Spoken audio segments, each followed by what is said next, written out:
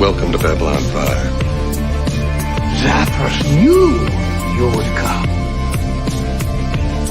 I think I'll stick my head in the station's fusion plant, but You've lost much, endured much, sacrificed greatly. Life's full of mysteries. Consider this one of them. We are in the process of building the future. Rangers never fly. If you go to Zahadu, you will die.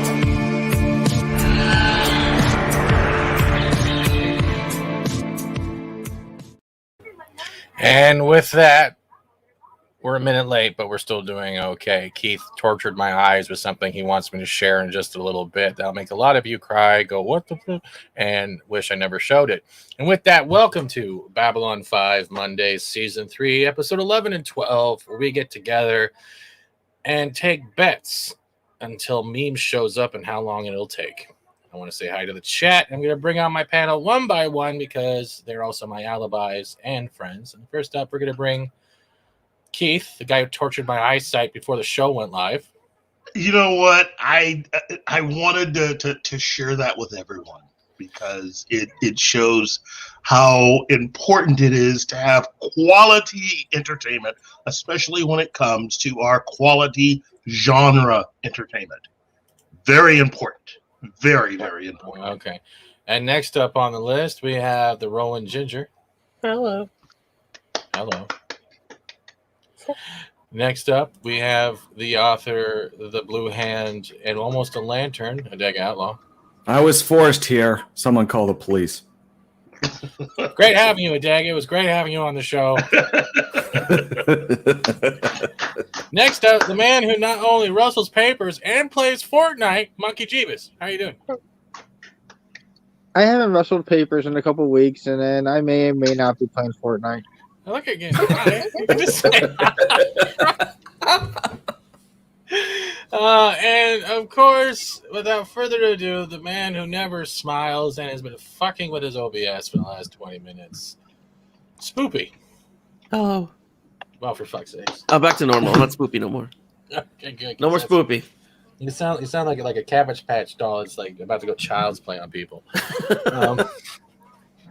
Now, before we get into what Keith wanted to make my eyes bleed for, let's take it. We have to first say Cavalryman Shay has become a member, I believe, at the Buffett tier level. Thank you. Oh my God. What the fuck? I am no longer Spoopy, only when I'm a cheerleader.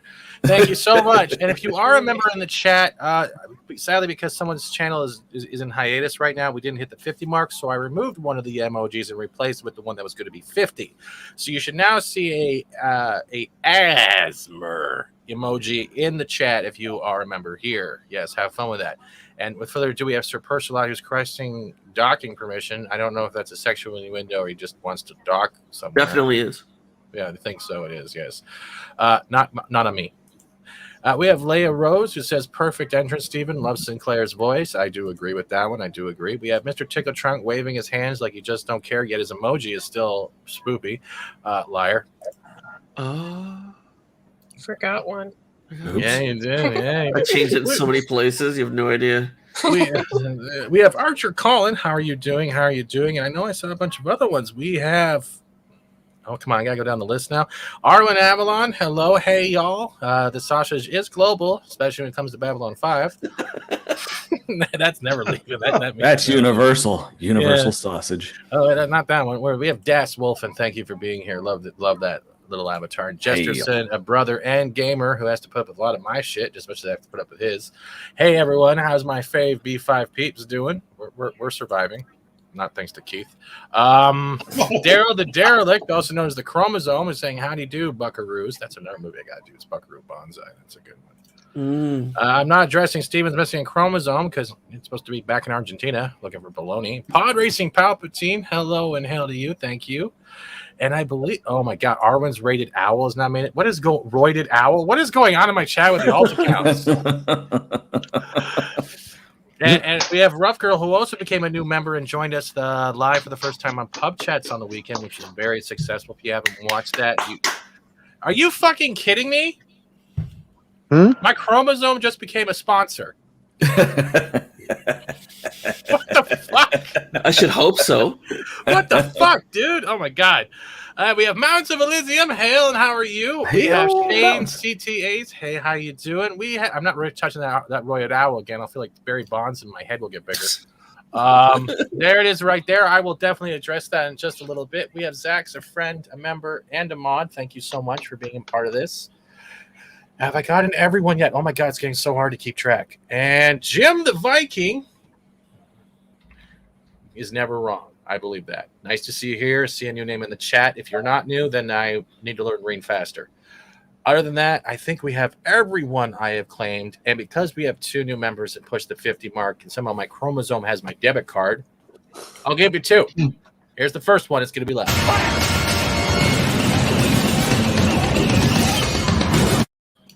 That's the first one. And a personal favorite for most people. Fat Steven Scale with 2 Canadian. Drinker was so mean and mocked my fatness and movies. Shut up, you fat fuck. It's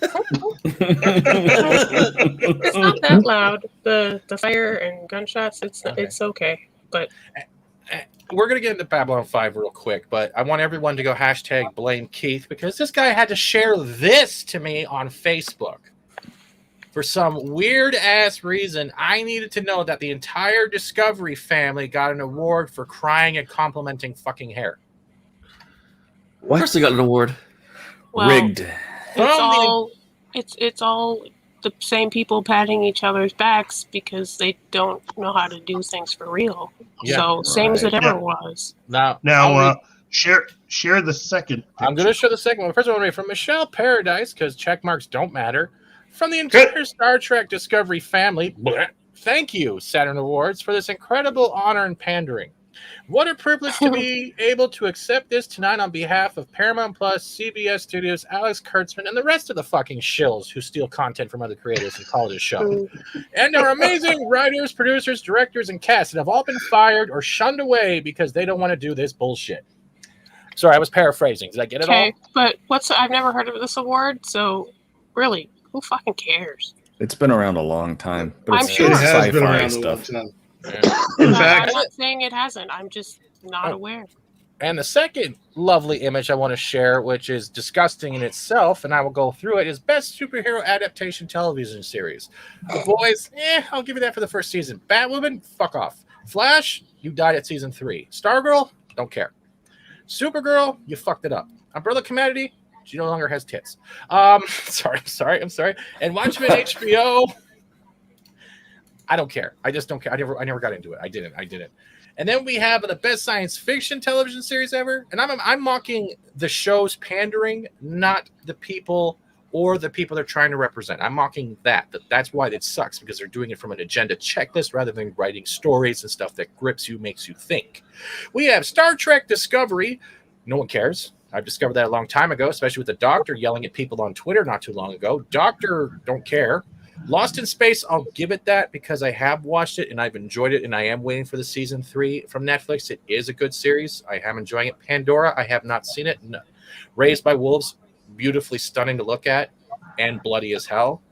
Picard, now he's an android. No one gives a fuck. Plug him in. And Westworld, we all know what happened with that. Anything to add, Keith? No.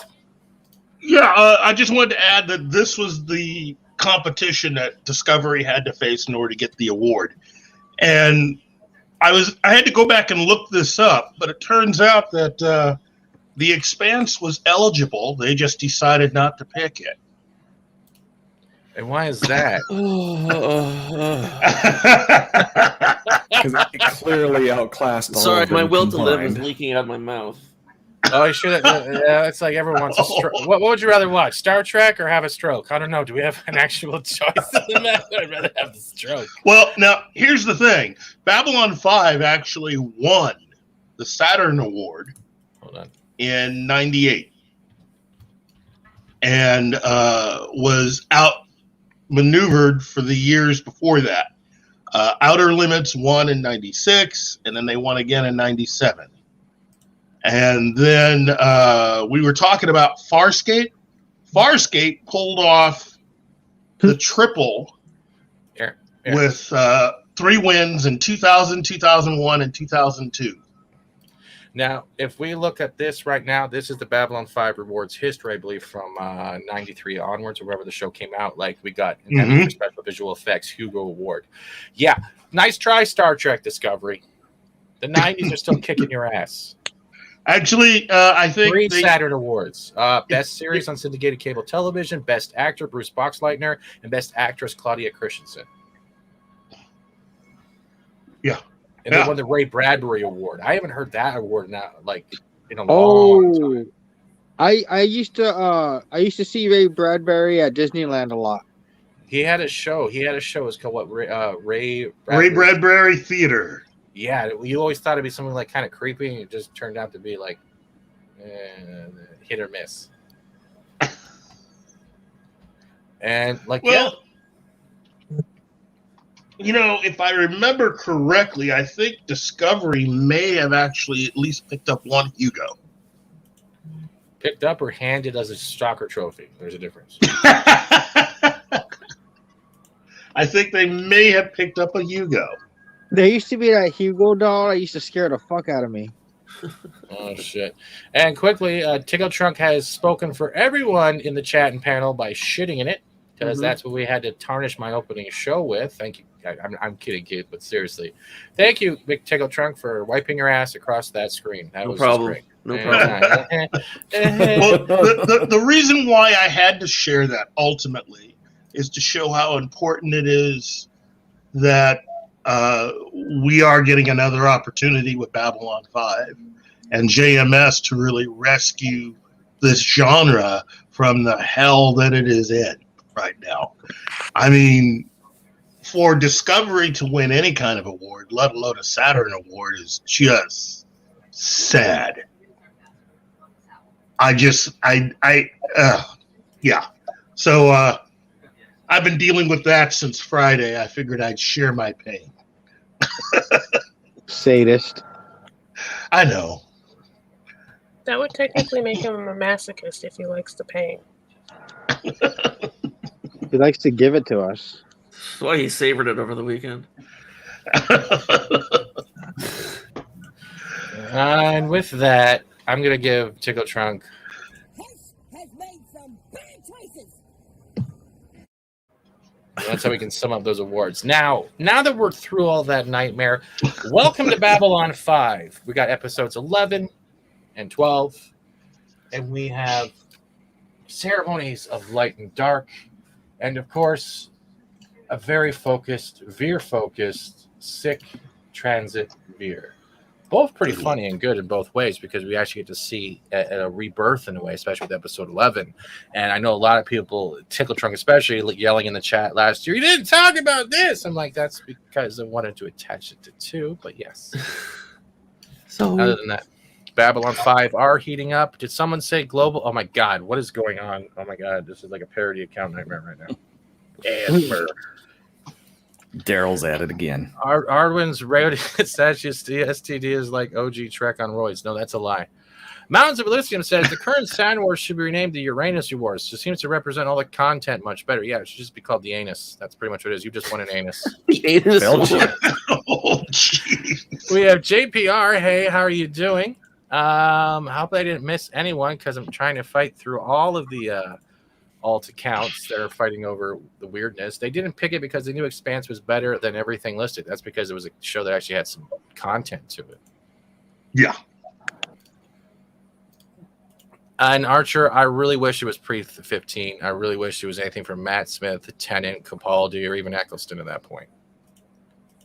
Lost in Space is way out of the league of the rest of them. So much better than any of these shows. Yeah, it is. Especially the way they're doing the relationship between the boy and the robot, and just on that planet, it's you want more, and they're delivering it at such a trickle pace that it's fantastic. I wasn't a fan of the first season of that. They kind of made up a little bit on the second season. First one, I struggled through. I can give you that. I think I needed like 2 watch throughs before I started picking up on it, because I kept having the old movie stuck in my head that had that great soundtrack with Apollo 440 and what is that guy's name from Friends? Matthew LeBlanc. Yeah, LeBlanc, because it makes my mind go blank. Yes, but like I liked that movie. I really did. I love the soundtrack more. But episode 11. I want to throw it now because I was talking about Discovery. I don't know why. Don't know why. But I love this episode. Pretty much we got Delenn opening up with Delenn in a way, asking the crew and people she wants to be at this ceremony, rebirth ceremony, pretty much sharing one of your secrets you've never told anyone, giving up something beforehand, and literally trying to not cleanse themselves, but maybe cleanse the path that they don't know where they're following yet because they've just left Earth Force. They become their own environment, but at the same time, the whole station is still Earth Force. And then you can see them trying to change the passwords, and we'll get into that AI in a little bit. What do you guys think so far? Like when this dropped and you started watching it? Very good episode, and considering what the previous episode was, this was definitely an episode we needed. This is one of those episodes that becomes part of an ongoing theme about revealing secrets, about confessing something. It seems to be an ongoing theme that they have a lot on Babylon 5, in my opinion. I agree. Anyone else want to add something in there? I know. Dega's probably playing with toys right now and making me jealous, but Nah, well, I got some knives here I'm kind of playing with, but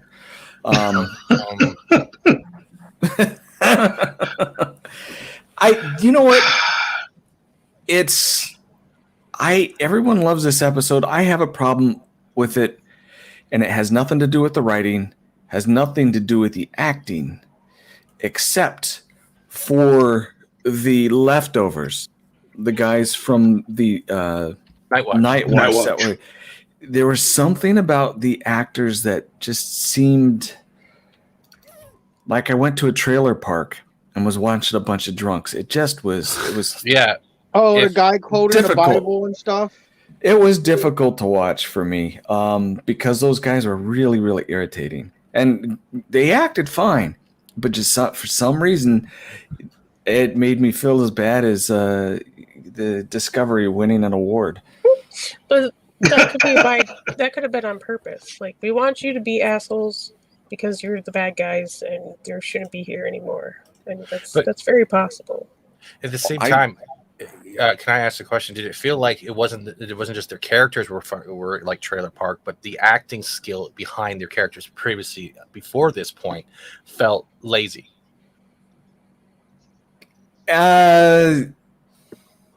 Like I said, most of the acting was really good. A couple of them just seemed to be overacting. Mm-hmm. No, they were playing it. He didn't seem like a real person. No, they didn't. Because like at one point he's supposed to be dumb, and then another point he's supposed to be like, oh, but he knows how to do this, he knows how to do that. It's like, okay. I can see that. There was something that was great, and we started seeing the how close and unclose Marcus and Lanier was, and you got to see that firsthand. That Lanier won't take shit, and that one that bar scene where it turns from like you're pushing your limits and getting in my space to bonding within a couple minutes, and it felt real. Mm-hmm. Because the one person between both of them is the one we're seeing on screen right now. They both share a love and admiration and respect for this woman, Delenn, and both of them are still very uncomfortable when it comes to themselves, their choices, why they have ended up on Babylon 5, what roads they've taken. And I think in a way, this whole ceremony that's coming up, it's a way of not just rebirth, but accepting how you have become from your birth. And I think it's hard for a lot of people in this. Well, yeah. It's hard not to want to follow someone like Delenn. I think given the way the writing has been and its performances, you can understand how and why Lanier feels the way he does towards Delenn. Mm-hmm. And the same really for Marcus.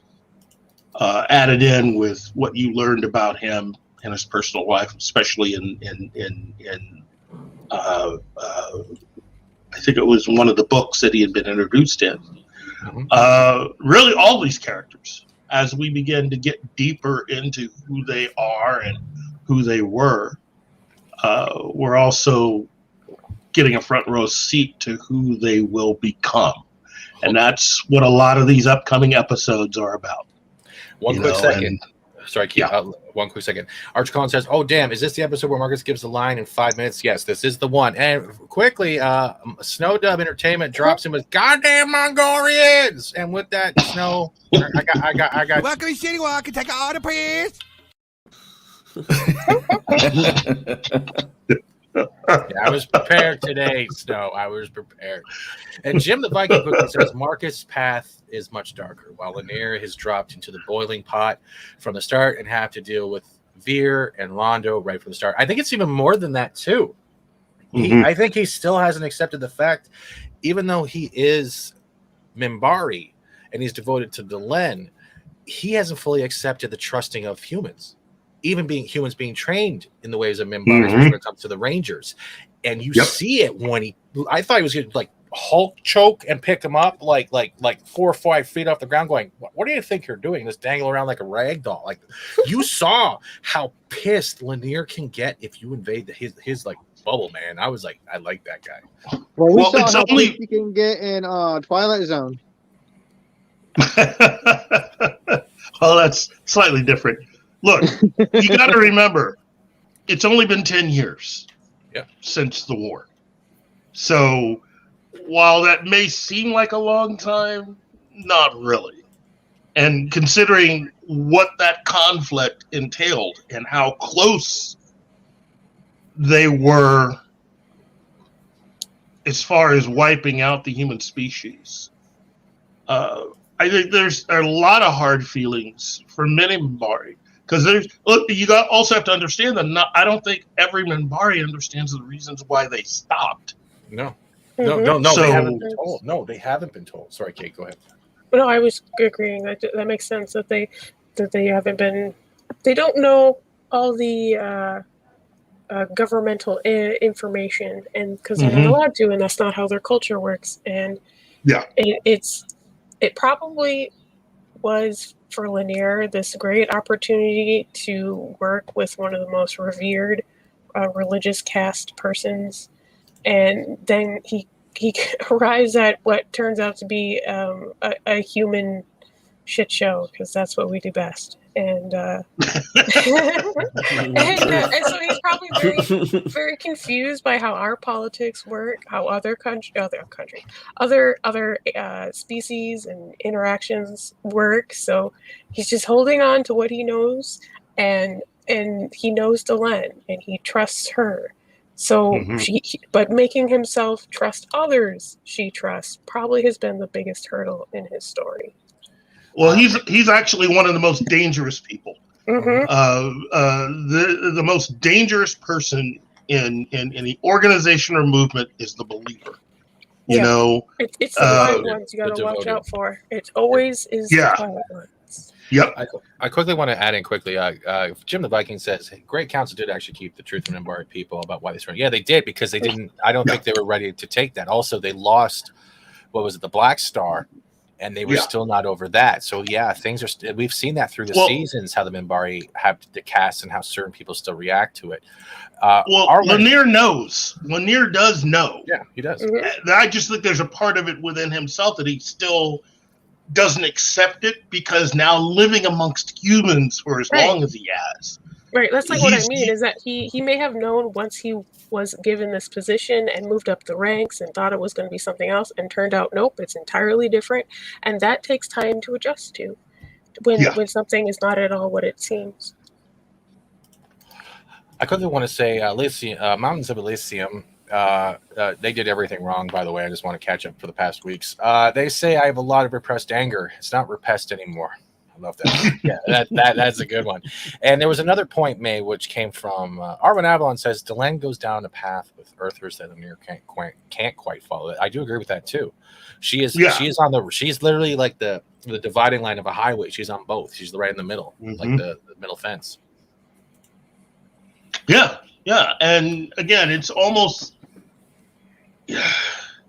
that scene with Lanier seemed, in my opinion, to be very close to what we got out of Agent Smith in the first Matrix film, where he begins to describe what it is like for him to be around human beings and the smell and all of that stuff. And I think that's kind of the way Lanier actually sees human beings. He can respect us up to a point, but I don't think there's a lot of like there. We may look like you, but we are not you. Yeah. We also realize he doesn't like being touched. He does not like being touched. Like, come on there. Who's that? Wham bam. It's Lanier, not ma'am. He's like the smelly humans. Well, I mean, again, it's, it has not really been that long. No. And for many Minbari, as I said before, I mean, they were about to wipe these Earthers out for killing their leader. This isn't just the Black Star. They killed their leader. And that's the other thing about serving with Delenn. It's almost like serving the great leader being with Delenn. So, yeah, he is a devoted person through and through. And probably... Well, he's probably one of the most dangerous people on board Babylon 5. I agree. Now, Chico, are you back yet? I'm back. That makes me think a cage match between him and Ivanova would be awesome. It wouldn't last that long. No, that depends if Ivanova enters the arena naked like her dreams. Then it might be on par. Because Lanier would be like, I don't know where to grab her or do any type of... Not against what my cast is. I do not think so. I think he would... I think there is a part of Lanier that could easily just like... If Delenn were to suddenly, in a fever dream, wake up and said, kill all humans, Lanier's like, let's go. He's ready. Because his house or his sect with him Minbari, they a lot of them were on the Black Star, and that was you actually heard this in one of the previous episodes where they were trying to frame Sheridan, and it actually came out to the point where he does repress those feelings too because he still has that loss. We can take it from the concept of like it's only been 10 years, but let's look at all the great wars that have happened over the centuries. The memories are passed down, the stories are passed down, the feelings are passed down. So it does take a long time, even for forgiveness. Even if you look at like how native land taken over and how that stuff still goes on in present day, it's the same type of thing. There's always fallout. It's not just his clan. Like Lanier lost family. Like Sheridan killed some of his family. Yeah. Dave Darius says Lanier can do anything as long as Delenn requires it. I do agree with that. And Tekkaman Blake quickly says, well, considering what happens in later seasons, he could go on and easily on a kill. No, not yet. No, we're not spoiling that yet. No. Yeah, that's spoilers. Come on. What did you guys think of the guy who was literally trying to like snipe Sheridan right like near the beginning of the episode? Did you like that actor's not only his delivery, but how he seems to be kind of like one of those people that are on the edge due to war, and he's only picked a certain target. Like he is like the opposite, let's say, of Lanier's thing. He does hate the Minbari. He does blame the Minbari, and it seems he like wasn't a believable character. He wasn't. No, I'm with Jeeves. Now, classic character actor, Don Stroud, who played Boggs, is one of those guys. I have seen this dude in a lot of television shows and a lot of movies. Playing heavies is really a majority of what his career actually is. And I did like him in this episode, I just couldn't get past the makeup on his eye, No. I kept... It's kind of hard to look at him and not see that. I was very well, he was okay, small. but his underling guy was like, I didn't buy him being the way he was. Mm-hmm. No, they made him too much like a psycho from like another movie franchise than than something else. And then he's supposed to have all this training and know all this stuff too. I'm like I don't know. You're making him jump. It seemed like it was supposed to be part of a different episode because I don't even remember this stuff compared to the rest. It's like I get it. I understand the premise of having this like ominous bad guy now that everyone's trying to reconvene into their own entity in the middle of space. I get that, but it just seems kind of like they could have done that in another 2 episodes and made it a real thing instead of fluff. I think that it's just weird because if we're coming from these are the last stragglers of Night Watch wouldn't, and even the security detail would not even employ that type of psychopath, especially when it's so vocal. Right, and they did mention that like the last Garibaldi lines is like for the previous episode. Now it's just the ones we don't know, so we're gonna jump right in and make the ones we don't know extra super psycho. It's like that seems a little bit of a stretch, maybe. Yeah. It's a hit or miss character, pretty much. That's what we're getting from this. Well, for me, it was a big miss. That's what feels right. The scar on the scar on the actor's face is real. It's not makeup. Oh, gee. I don't know, but like, well, let's talk about something that was there anything that was good from the acting of, let's say, the psychopath watch at this point, because that's what it felt like. I want all the alien presence off the station. How the hell are you going to do that? Like, literally, it's a 5-mile long station. You're going to put them all in shells and just ship them out? It's not going to happen overnight. He's like, you got 2 hours. Do you know how big this place is? Or you could just leave yourself. Like, no, really, it's easier. They could, but they wanted it back for Earth Force. They're still dedicated to Earth Force. And they'd rather believe the political or their idea of what the military is. Yeah, over they're sorry. They're calling the Marines. Their counter coup just didn't work. It was just poorly timed, I think. Mm-hmm. Well, plus, the Minbari, paid for more than half that station. Mm-hmm. Oh, yes. They're not going to let it go.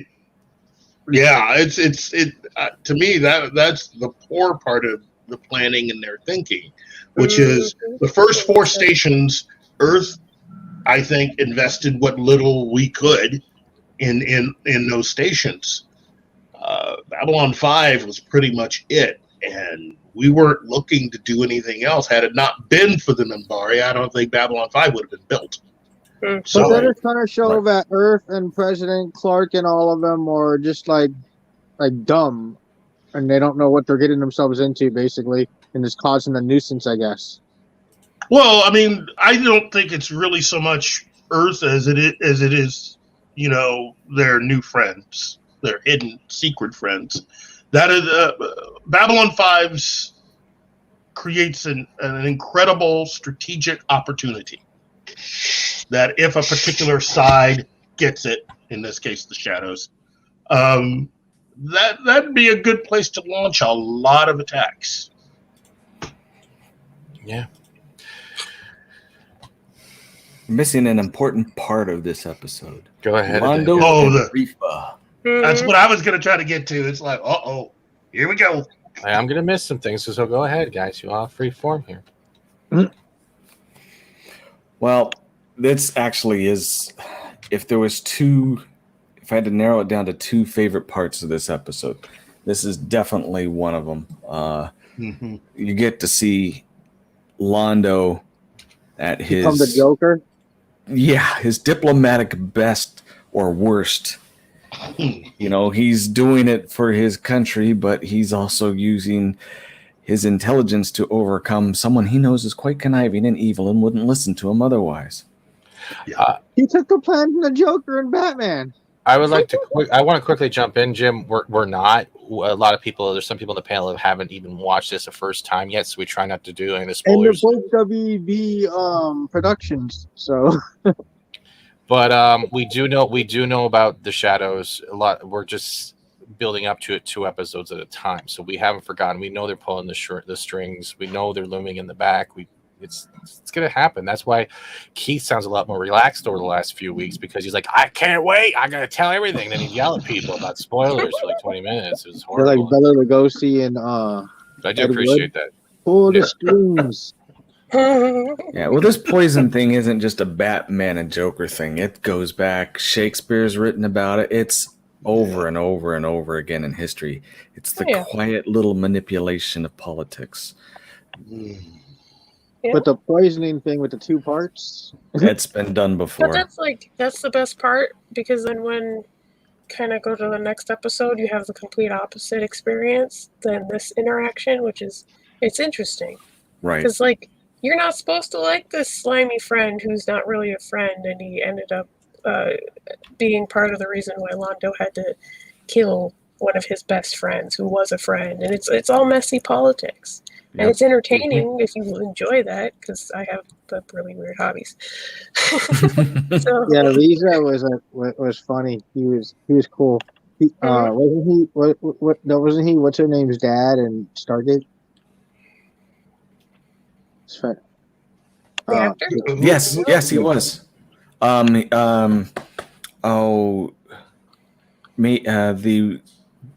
can't I remember her name? She's a major in Stargate. Her dad that became the not Gwa'ul, but the other ones. The Ancients? No. Tok'ra, you mean? The Tok'ra. Samantha Carter. Yeah, Tok'ra. Yeah. Samantha Carter. Her dad. It's the same actor that played against. Londo had to kill him. Mm-hmm. Oh, Yeah. That's what Jeebus was saying. I just couldn't remember names. Sorry. That's okay. But this scene was good, and I like the way he used the terrifying things. Like, you gotta have the poison now. You don't know, even if you don't sign this now. When you go back to the home world, you don't know which one of my agents gonna slip in and shit. Mm-hmm. It's And, very. You just have to worry about Vir coming in there and giving him anything else. Well, I think he's still operating off of what he learned.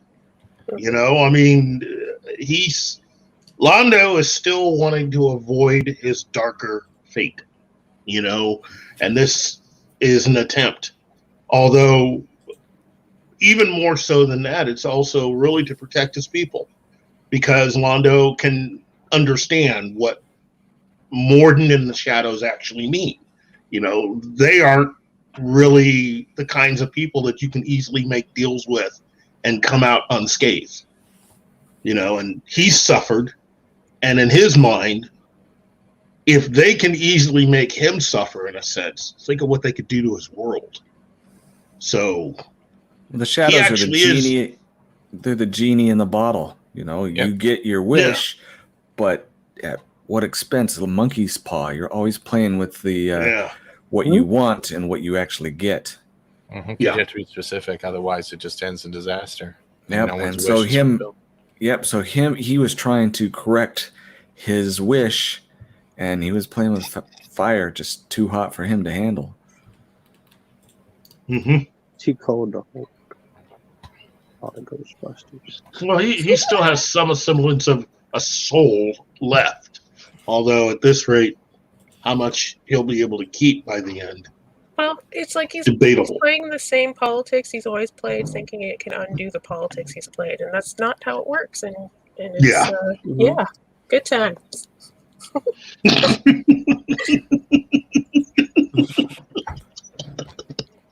Well, that's another thing too. His entire life, all of the pain he goes through, if you really think about it, is all because of secrets. If everything was out in the open, none of this would happen in his world.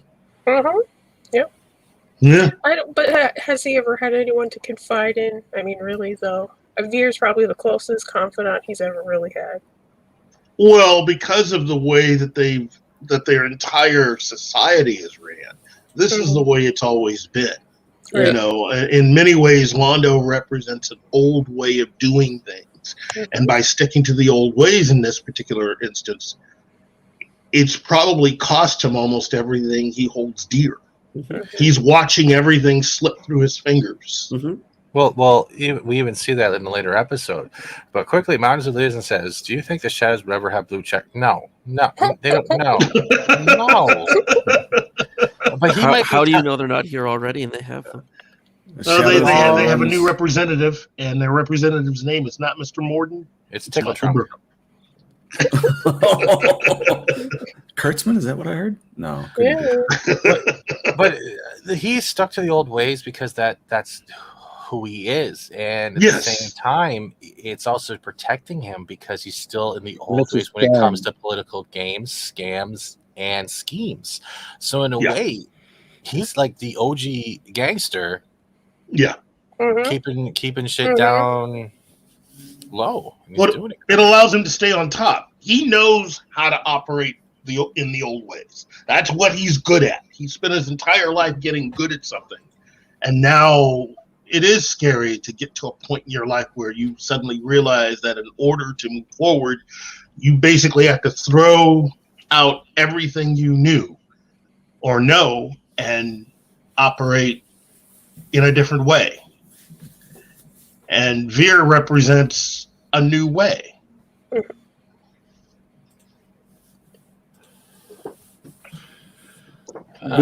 Choices. Oh, for fuck's sake, did you literally leave just to change your name? You don't even have to leave, Trunk. You just do it. Okay, there's 3 dots beside your goddamn name. It says edit name. You didn't even have to leave the studio. This is what I'm yelling at him because he's still in the back room. He literally left to change his name. I mean, like... You son of a bitch. What? Okay, Trunk. You see down at the bottom of the screen for StreamYards, right? How it has all us with blue or whatever? I didn't leave on purpose. I just decided to change my name while I was out. Oh, for fuck's sakes. I thought you were moving like... No, I just got disconnected. Oh my god, I'm so bad now. Or my cover was blown. Spoopy. But like this is I'm saying right now, this is grand scale like Al Capone game right here. He got Reefer stuck. He got by the balls. He's like, you got to do this or you're gonna die. And Reefer doesn't want to die. He's selfish. He still wants to be powerful. That is his main goal before he dies. He wants to have power. He's addicted to it. And right then and there, he got him. And he look at it, even the expression on this one shot, you can tell he's just like shit. I do like his jacket though. Oh yeah, he's more embroidered. Yeah, their very Versailles style is entertaining. Considering how bad the purple files were for Londo in season 1, imagine if Dracus had Adira get hold of them now. Yeah. Ooh. Are you okay, Keith?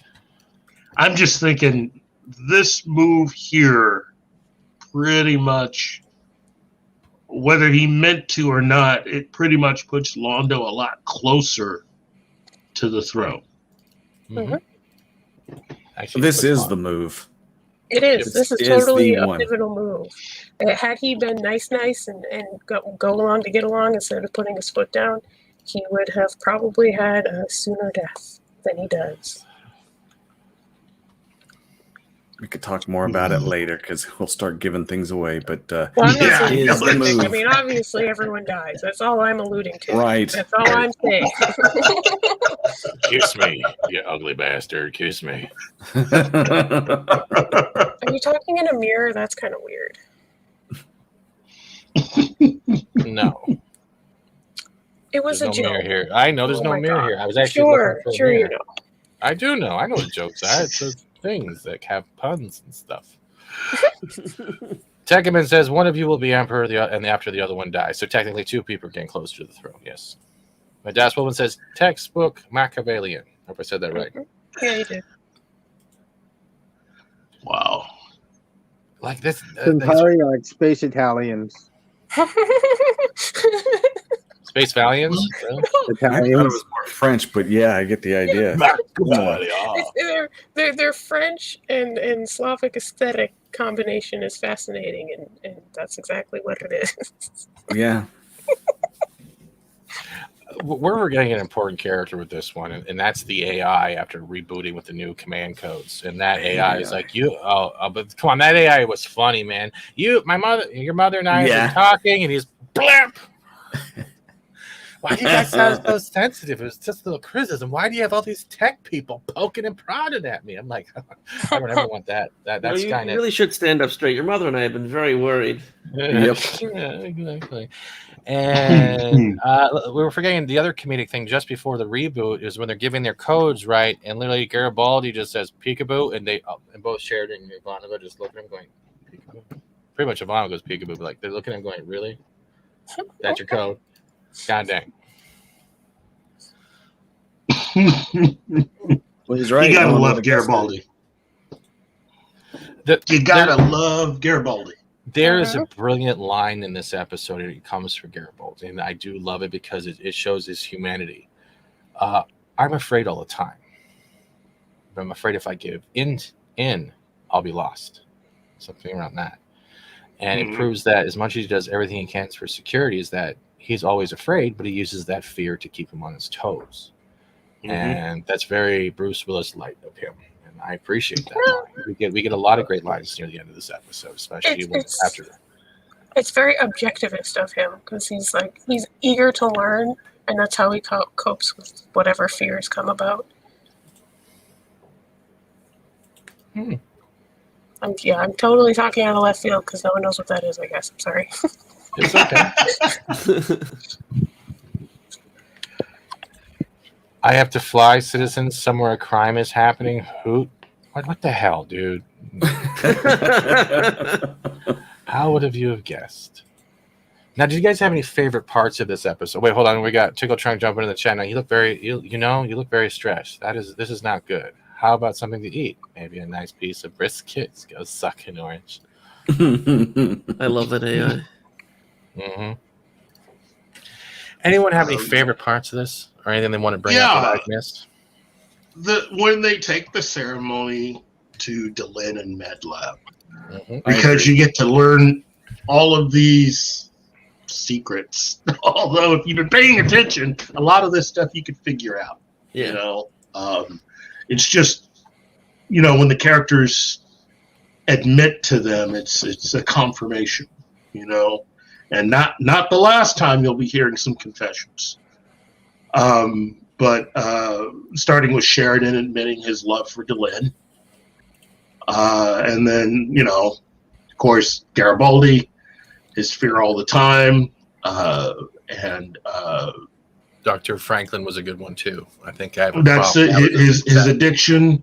His and first sign of Ivanova. acceptance, yeah.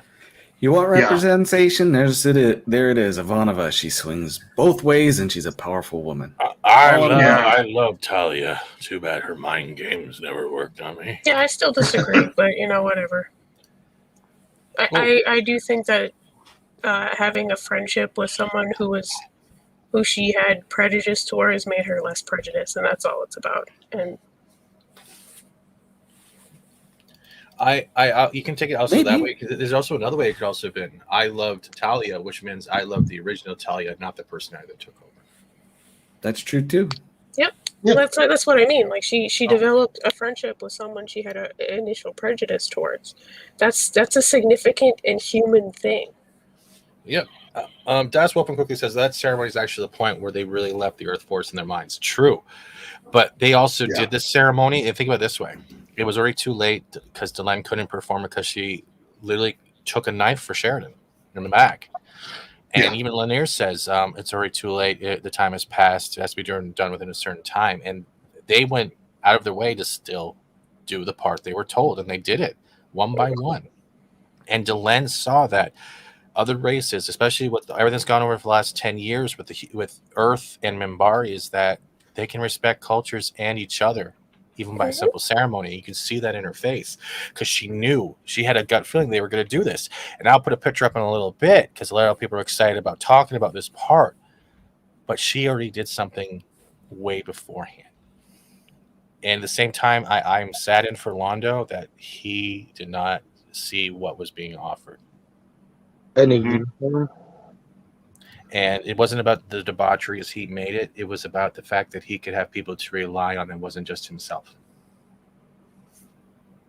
And I feel sorry for him that in the writing how it went that way, but at the same time I appreciate it because his character has his own arc.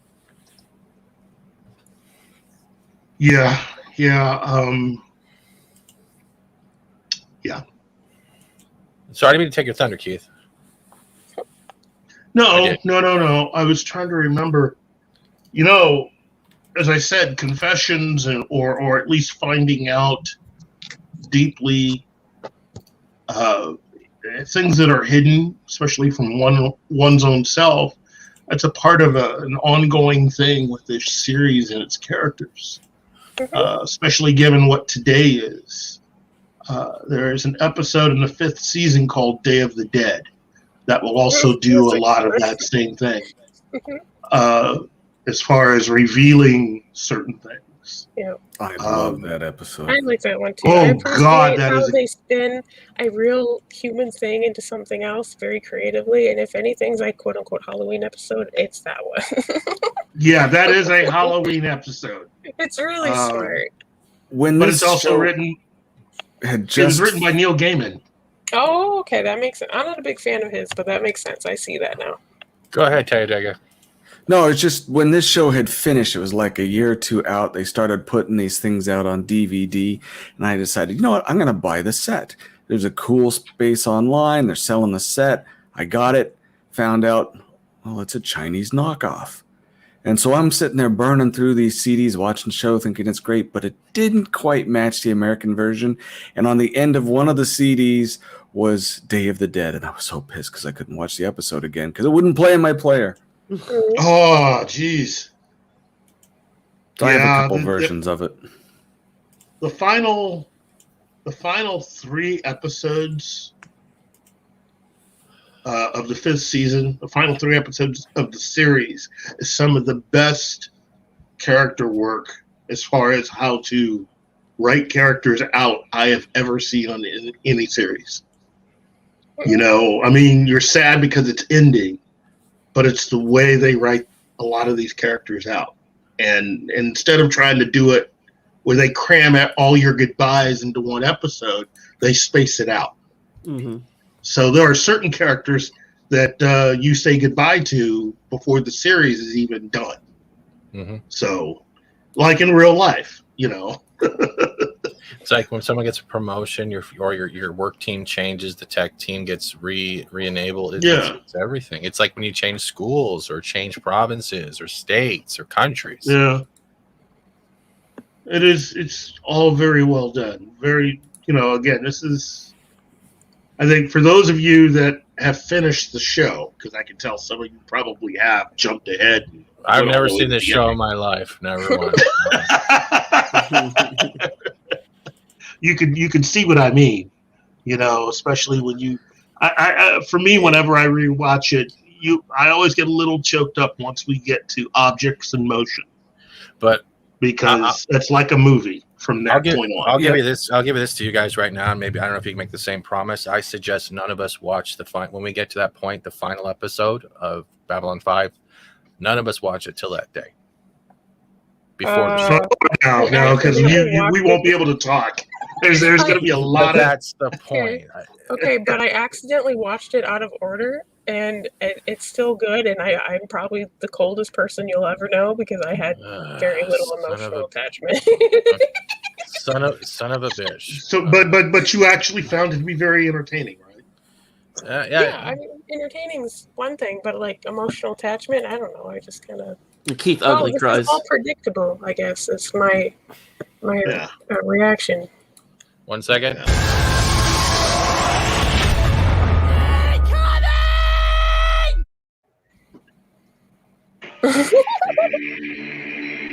I know I should be wary, till I've been someplace free. Ghostly haunting, turn loose. Beetlejuice! Beetlejuice! Beetlejuice! Oh my God! Oh wait! Oh, we're fading in and out and everything. Hey guys, what's going on? Steven, you have an intro and everything for as well as going on. You can do that too. Just under an hour. You are breaking up a lot, sir. Oh, you are fuzzy as hell. All right, hold on. Oh no, his picture is more fuzzy. Was it my audio or is it my video or is it both? Yes. In the meantime, Muse will be sitting on my butt, right? Obviously, on Muse's face in the meantime, right now. You know, Arwen, I that think Crisco freshness. Motherfucker. that's a good way of saying it, Arwen. And I tend to believe that there's a lot of people on this panel that ugly cried after they saw the final episode. So I only ugly cry when I eat too much. You're muted.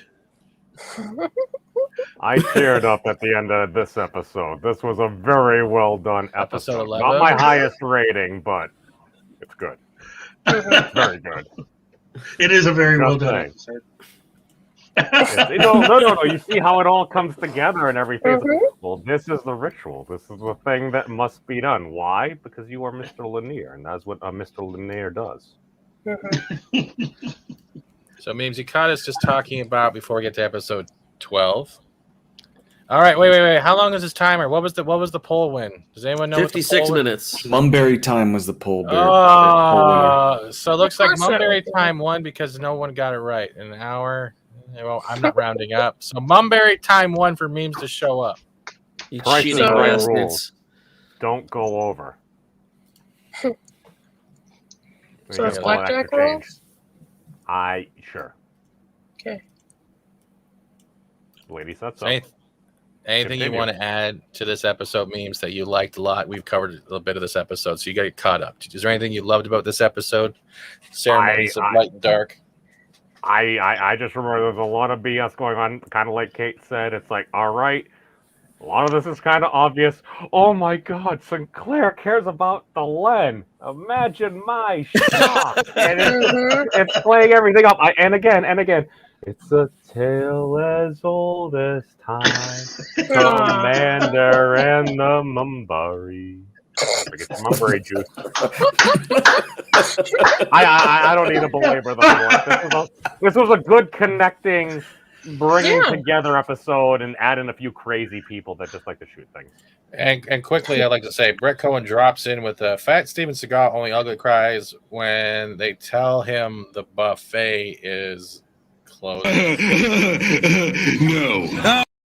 Dude, I was at a Chinese buffet with one of my Marine buddies, and like about 7 plates in towards the end of the night, I could have sworn I overheard some of the staff saying Godzilla.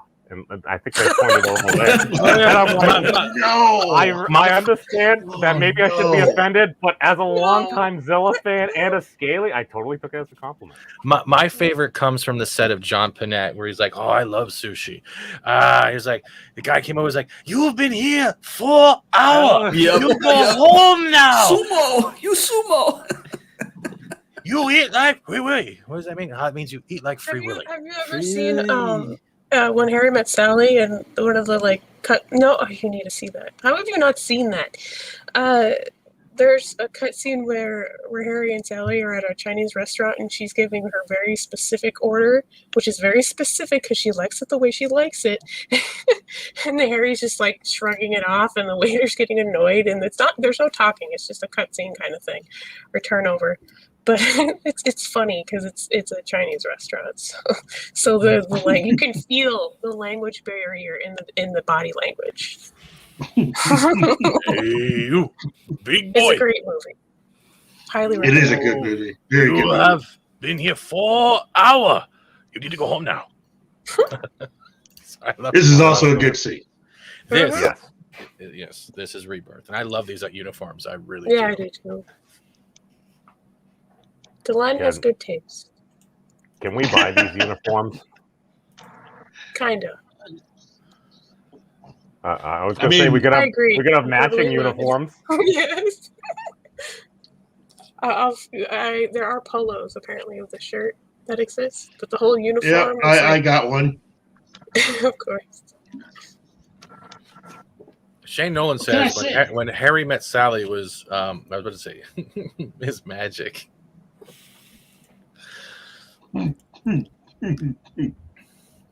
But yeah, I think we pretty much wrap this particular episode up, and I think we're ready to rate it and go on to the next. Mm-hmm.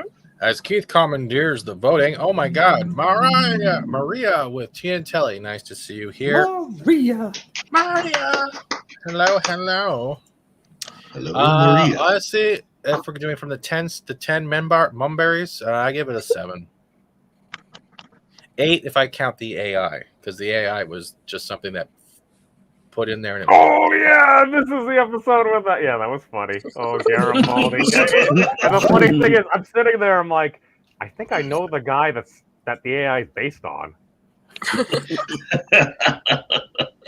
All right. You know what? I gave this episode a 7.5. Love the new uniforms, though. Yeah. This is a sign of when things start to get good when you see these uniforms. They're no longer. Oh yeah! Once these uniforms show up, oh yeah! The Macho Man approves. Oh yeah, brother. Let me tell you something. I know the feeling each time I enter, and all you need, and the Mortal Kombat start playing, and the owner gets pale in the face. Finish. Whoa, Keith! Whoa, Keith! You're going full asthma in my ear. It's weird. You can hear him bring the pinky up and moving it slowly to one side. Get the fuck away from me. All right. Are we playing Some Wars? I'll give it an 8.46 because it was really good, and then I realized there's more episodes that are even better than this ahead. But the uniforms and just the way the episode just kind of went together. It's like, we're going to do this. And the things that they communicated in this episode in a non-preachy fashion, it's like literally, you're talking about like addiction, sexuality, like more addiction, and some may say even other addictions as well. But it's all these things that they just throw it out there, and then I sit back and I think, and I'm like, oh wait, yeah, that did happen a few episodes ago. And I'm like, nobody was belaboring it. It was just kind of a thing. And you're like, oh, that's interesting. You communicate a point, and guess what? It gets absorbed, and people aren't like, you're shoving it down my throat. Well done. It's almost like it's good science fiction or something. Darn it all. Yeah. Yeah. Who else hasn't given a rating yet? 7. Yeah, 7.5. All right. This is an 8 for Das Wolf, and Reefa did nothing wrong. Mountains, you guys stop lying to yourself. What? Reefa did all kinds of stuff wrong. They've been doing this Everything he's done has been wrong. Karma, my friend. Karma. Mm-hmm. And literally, it's like Londo had to pick between. See, it's either Reefa, you don't want to go down that road, or you could just go with your gut, and that kind of served him well a few times. I mean, and then you have your assistant here, Vir. And Vir's, a lot of what Vir did, that's the correct way to go. But, he doesn't listen to the audience. So, Well, there was also the Reefa and Cartagia, or just Cartagia. Take one at a time. Oh, jeez. Need a moment, Keith? I think we're ready for Vir to get married. Yes. I give this episode an 8. I think it's got some of my favorite lines in it. Like 5 minutes. I'll be only.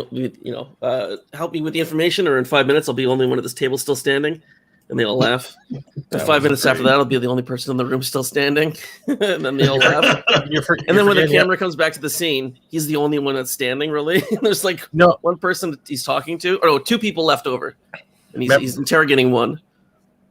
Remember this though. After the whole Lanier thing with him, it's like this. Oh, look, someone's might be awake now.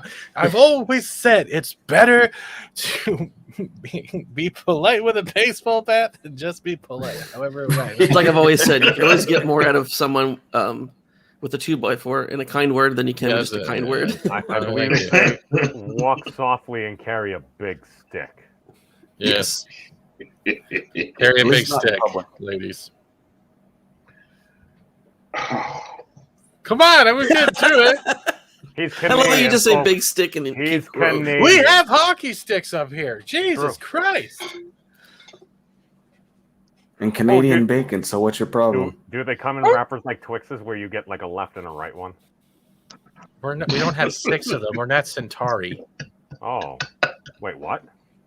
Yeah, you can have as many hockey sticks I'm as not you want. asking if your That's not sticks- like it's not like firearms.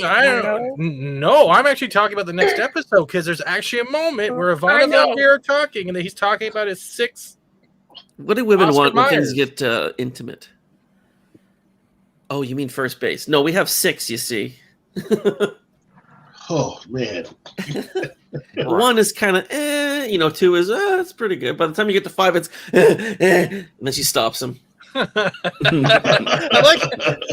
Well, let's go way back. Let's walk the whole like we're on Centauri, and we got Veer talking to crazy Chancellor over there. Oh, what's scarier than a room full of locked Narns? One Narn with a key. And he's like, that's crazy. He's turning around. Yeah. And then what happens? He gets into a room, and what happens? Yeah, it turns into Pornhub. Narn Hub. No. He's got a whole bunch of Narn in his rooms. And what a Veer, an adult Narn, do behind closed doors? Change a light bulb. They can reach the 5 levels? I mean, that's up to interpretation. Yeah. So where should we go in with this one when we're talking? It's pretty much a Veer and Londo episode, pretty much. But this is also the episode where Ivanova wakes up and has, after a dream of walking into the command deck naked, buck naked. Oh, the conversation that they have about it's like, is everything all right? Yes, because certain things you wouldn't want to repress yourself or any. Oh my God, this episode's making more sense. No, that's not what dream interpretations are. Generally, it's nudity in a dream is vulnerability. It's like losing your teeth in a dream. It means you're afraid of failure, which is one of the most common dreams. So no. She's just terrified of not having what she knows to be home because she enlisted in a military after losing everything, and that's all she had, and now she feels like she's losing it. And then, of course, Sheridan comes in and is like, we've been here the whole time, and we got through this. We can get through the rest, too, whatever it is, because he's a great big brother. Mm-hmm. Oh. I should have been I think a better big Steven brother. fell, maybe. Sounds like he fell. I You think okay? he's reloading up on lubrication. Chris, go back. You can fit in the chair and slide around better. It's all right. No, you got to fill it up. It's kind of like you got all the condiment things in the different restaurants. He's like, all right, we got Crisco. We got I can't believe it's not butter. We've got butter. We got I can't believe it's not butter with extra butter. You gotta have a diversity of condiments. Keith, save us. Yes, Darius quickly jumps in with featuring more warriors than priests. Narn Hub. Thank you. And just for the whole butter thing I walked in on, what the? No. Well, it sounded No, like you no. were falling off the chair because you had too much Crisco or something. I don't know. No. Crisco Hub. Listen, Yeah, okay, there you go. Jeebus, go back to farming D-Bucks. Just no. But you made the joke. Who's not going to make more jokes about the joke that you made the joke of? Too Why bad. is the fact that Ivanova is looking over to the left very weirdly is... Oh, come on, man. Like, you're not going to do this the whole time, are you? No, I'll change it here. Oh, God, please don't be naked. I'd love to see you naked, Mr. T. As Sorry. long as it's TBS level naked, I think There we're you go. okay. Cut off at the bottom. This partial nudity was brought to you by Tickle Trunk. He's still trapped in that basement. Oh, is it warm? Well, somebody's pouring a drink now. Oh, up there. Asthma. Take back. Drink that Minbari juice. It's Minbari. Shit. Keith, save. Okay. Anyway, welcome to the episode called Sic Transit Vir. And as we had already stated, we began with Ivanova's dream about being naked in CNC, which I could stand to see a little more of that. Can't we all? No, not interested. It's Sorry, I'm adjusting. Hold on a quick second, Keith. Zax quickly drops in with, I can't believe it's Narn butter. Nasty. Oh, I bet they make oh great wow. butter. Yeah, spoo. Anyway, so then the funny scene with we go to Centauri Prime with Fear, and as was again alluded to by Stephen, that entire sequence was all about making sure Vir was the one to send all of his reports straight through without any alterations by Londo. We don't want to be swayed by the old ways. We need to know what's going on every planet. Yeah, and you can tell from the way that conversation was exactly what was going on. I mean, has anybody figured out what's actually going on? What it is, it's intel, but it's intel for the shadows. Yet no one knows what the shadows except for a select few. Mm-hmm. Yeah, they're trying to see how far they can push their borders, who are the weakest, what are the weakest, and who can they take over and wipe out within a single attack. That's right. Well, it's ironic, though, because Vir, unlike Londo, is not politically astute, but is very culturally aware. So what he's reporting on, while useful, I don't know if the shadows would view that it is useful. But they want chaos. So they want everything. But I don't know if it's the same kind of useful. It can be, though, because if they're trying, if they live off chaos, it's pretty much they're looking for the weaker of the planets and the ones that have the highest, let's say, negative feelings towards another race and the closest planet. So they want the chaos in between two to see who is the strongest. And once the strongest has been accomplished, they try to corrupt more.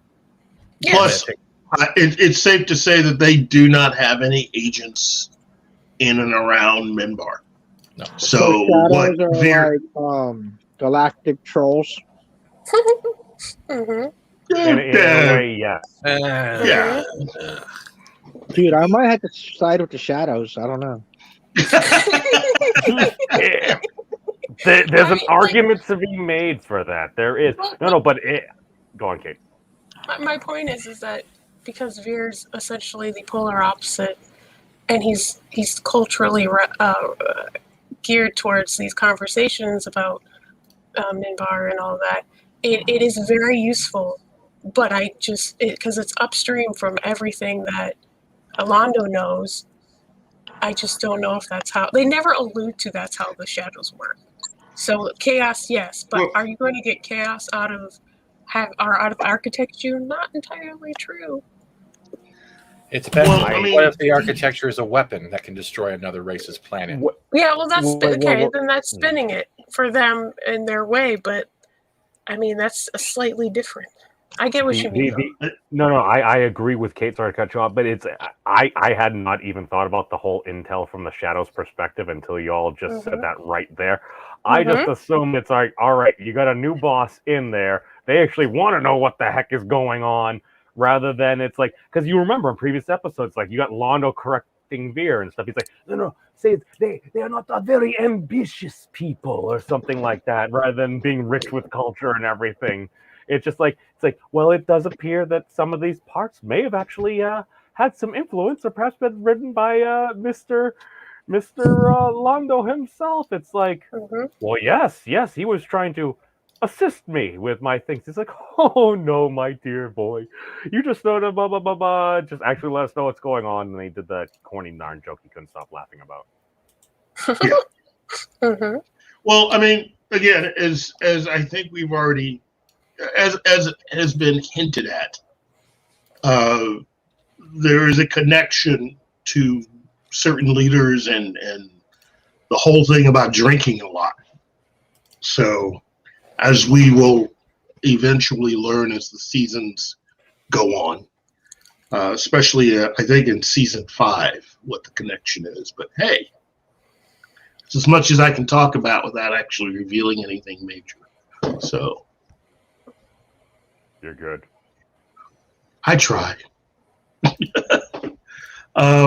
We then get into Ivanova's discussion with Sheridan and interpretation of the dream, and of course that was funny. And then Londo's problem with the space roach. Space Which, roach with 8 legs that was going to grow its own language skills. Dude. I have been waiting 2 hours in this. Somebody must help me before it evolves language. I hate things with 8 legs, except if they because they're horrible at cards, and I think it's because of a compound I type of thing. I love it so much. It's just like, yes, finally, someone understands how horrible these things are, and they should be slaughtered with swords. But it's not even that. You see him pop over the kitchen counter, or like Kilroy, and he's holding a fly swatter, like, I'm gonna get it. And it's like the best thing ever. And he's stomping it, he's throwing pans, and he's like, I'm surprised he didn't pull like the blaster that he just assembles from his light post, and he goes, okay, I'm going to town. That's how I get security and shit here faster. My rule is, if someone that weighs as much as I do can step on something and it still survive, it can have the room. I'll just leave, and it's like, you know what? You can have the room. I'm good. Jesus Christ, Tickle, what the fuck? What do you expect? Like, for real, dude? Nothing. What do you expect? Wait, were we having a mating scene live on air? The frogs are people too. Only if we level up. It's true. I don't have a folder. Stop asking. Yeah. You have an entire hard drive. He has a Dropbox. Keith? I see you, memes, yes. I am here to rescue you. Asmir. Mir? That's what I was going to say. If Veer ever went to Twitch, it'd be Asveer. Asveer. Anyway, we have Veer arriving back on Babylon 5, but noticing that Londo's not there to greet him. And, yeah. It's good. Veer's lucky day. Well, until anyway, very confusing. It's interesting because she's very sheltered and very, very traditional, and Veer is not those things. They're the exact same, but the exact opposite. Yeah. Well, I mean, it's not an endearing way. In a, oh my god, this could be bad way. You can see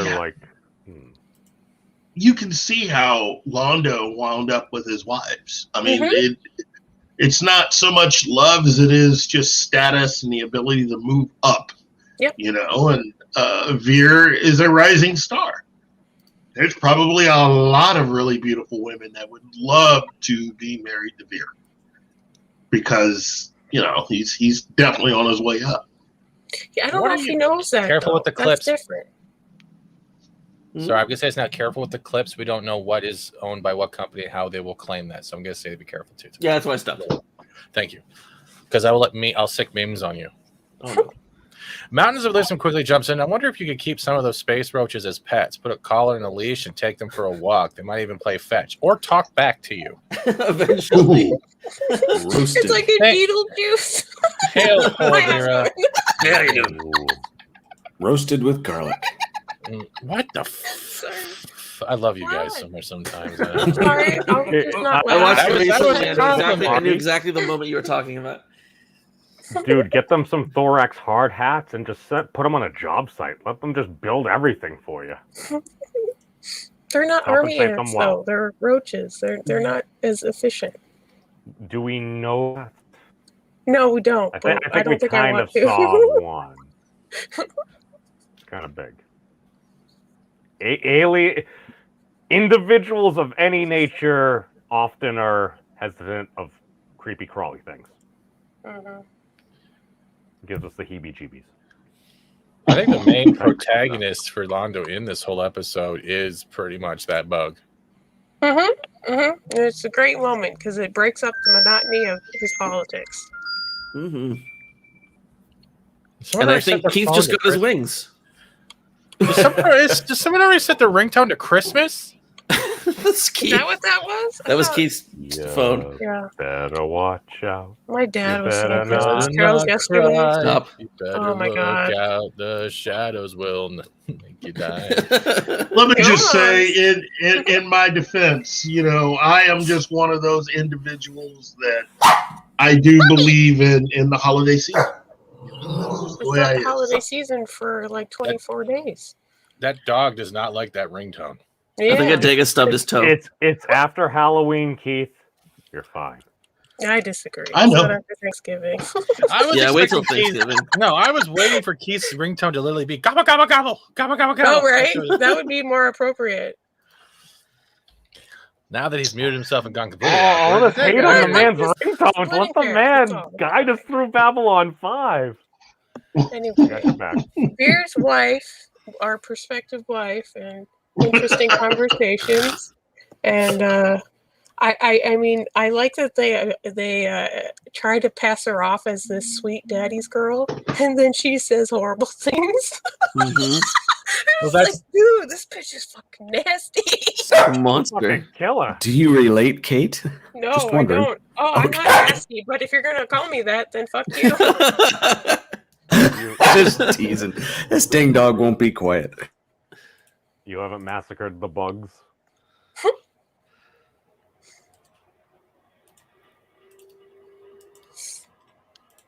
show the image, damn it. There we go.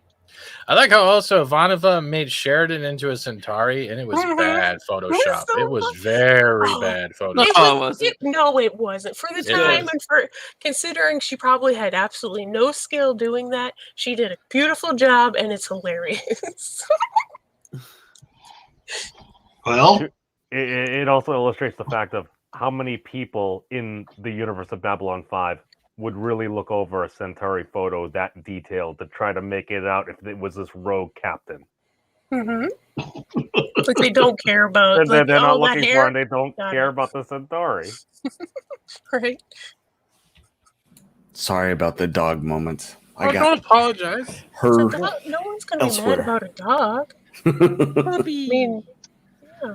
Puppy. What you I love should the do- set. The set, like the old LED light look. That's not LED lights. It's a poster with stuff behind it to do it practically. It's brilliant. It's a whole It's a other light box. battleship. Yeah, it's a With light an box overlay. with very strategically placed colored lights. It's brilliant. Oh, that's a good one. Abraham Lincoln. Yep, Lincoln. Yes. Yes. I think it might just be like an overlay, like a color overlay that they put over it. Right. It's There- probably Yeah. I know what you mean. Now, another thing I want to add to this is actually related to this picture, and one of the most brilliant underlying layers in this episode for me was Vir's targeted. He's targeted by Narns who believe that the 2,000 that he has saved, they're all dead. But he's kept that secret so well wrapped up and believable that those 2,000 Narns are still alive. They're just anywhere else not to be found because no one looks for a dead Narn. No one cares about a dead Narn. And that man, what he did, dude, Mm-hmm. Vir gets props for that, saving 2,000 Narns, 2,000 lives, and not getting caught, to the point where even Londo didn't even know about it. So he is a better schemer than Londo when it comes to this type of stuff. All from He's the Minbari. Centauri Schindler. I was about to say it was Vir's list. That's good. Yeah. That's good. Hey, I didn't think about that until like we were here right now. I'm like, that's absolutely exactly what it was. Yeah. And honestly, as much as Londo is upset with him, at the same time he respects him. Kaylee D, hey, how are you? Nice to see you. But yeah, Londo has to give him props because Londo has taught him well, even if he didn't realize he did. He's taught him well. And Vir saving life is what he wants to do. He wants to do more. He couldn't do anything from Centauri. He couldn't do anything on Babylon 5. But on Minbar, he fucking is a savior in a way. It's fantastic. And we get more of the Vir we saw when he was talking to Morton, and he did this little wave. Mm-hmm. This is that Vir. Like Vir is a lot more complicated now than he was before. And I love so that. True. He's a very interesting character because you think you kind of have him figured out, and you're like, oh, he's got layers. These layers get extreme real quick. Oh, very interesting. He's Flounder from Animal House. Oh man! But still, I never watched that movie. Good movie. What? You should watch it. I'm an uncultured swine, Keith. I apologize. Hold on, Keith. Hold on. Keith, it's kids these days. Hold on, Keith. What was that? I can't. What? Now back to memes. Well, yeah, I didn't see it. I am an uncultured now swine. back to Keith. What? Come on, Jerry. Hey, Keith, let me let you in on a secret. I haven't seen it either.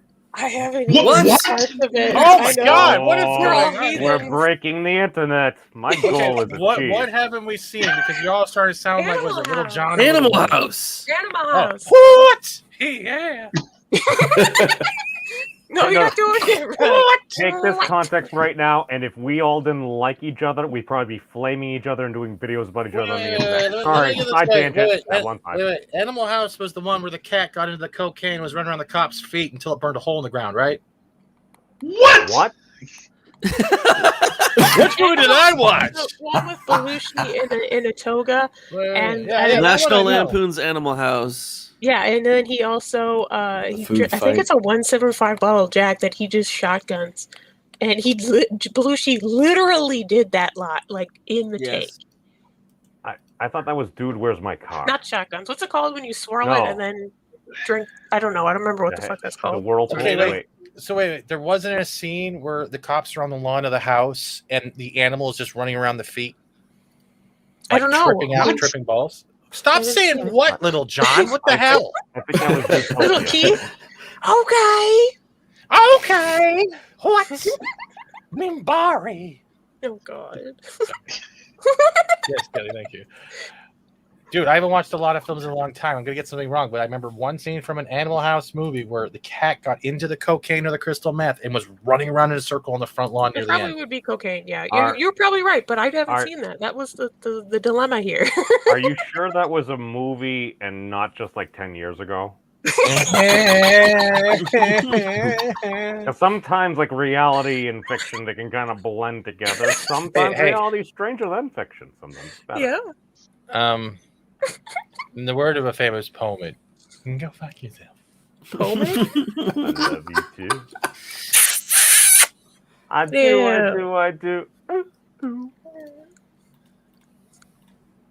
I gave you the orange soda treatment. I think we killed Keith. Save us. Mm-hmm. I'm sorry. That's just. You just I'm still in shock now? Let's see. Finally had the heart attack. Set aside the cocaine squirrels That's what along broke with you, though. the That's a weird roadhouse. thing to have broke Animal you. House. Yeah. I Bad just- furry. My I'm gonna die. Memes, he's looking at you. And he's wondering why you have never seen Animal House. Hello, my friend. You look like you should have a twirly thing on your cap. I would broke share your off. cap. Not at the same time. Our heads are both big. one of my favorite scenes of the movie. The horse. Were we talking about Babylon 5 or something, I think? We were Yeah, talking about something like something about Little John. I think or Little we're Wayne. talking about Star Wars and horsies. Space cowboys? I thought they were space wizards, not cowboys. That's confusing. No, I think that was a bebop cowboy. I'm practicing my topos. Continue.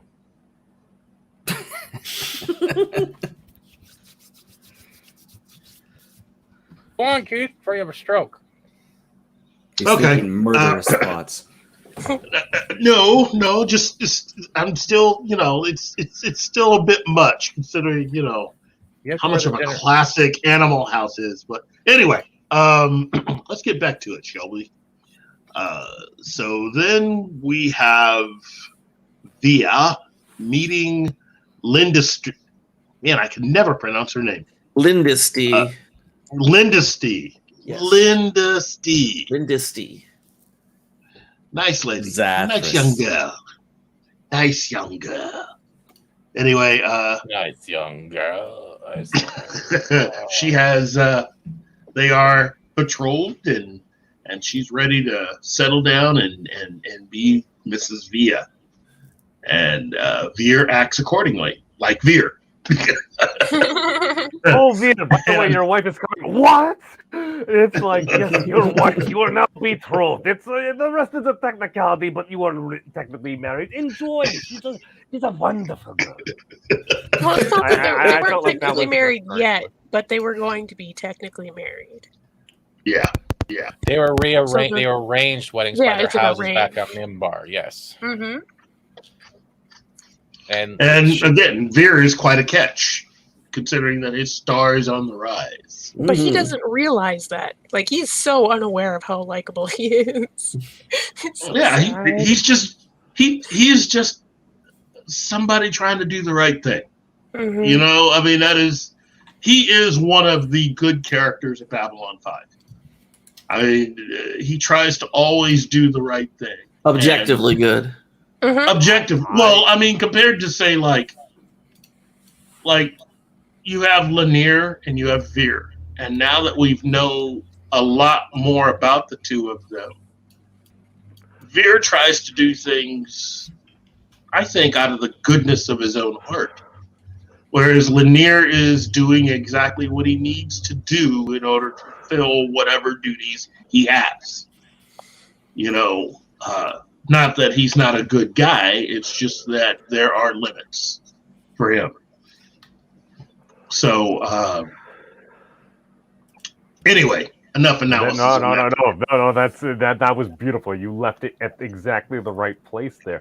But I still go back to, because we did cover this episode, right, where you got Vir and you got Lemire, and they're basically just having a drink there, and they just keep on literally finishing each other's sentences and everything. And it's like, but we think we can get through them. They look and they're like, there's hope for this universe, and then they go off and do this because they're both coming out for different ways. Because yes, Lemire, he's kind of doing it for the duty and the purpose of to achieve what needs to be done. Yeah, and Vir, he's like, okay, yes, I'm doing this for the people and everything, but if we're doing something that's objectively horrific or maybe a war crime, this is not needed right now. This is not going to harm our cause, these people living. Yeah, it's His subtlety. wife is also very hot. I apologize.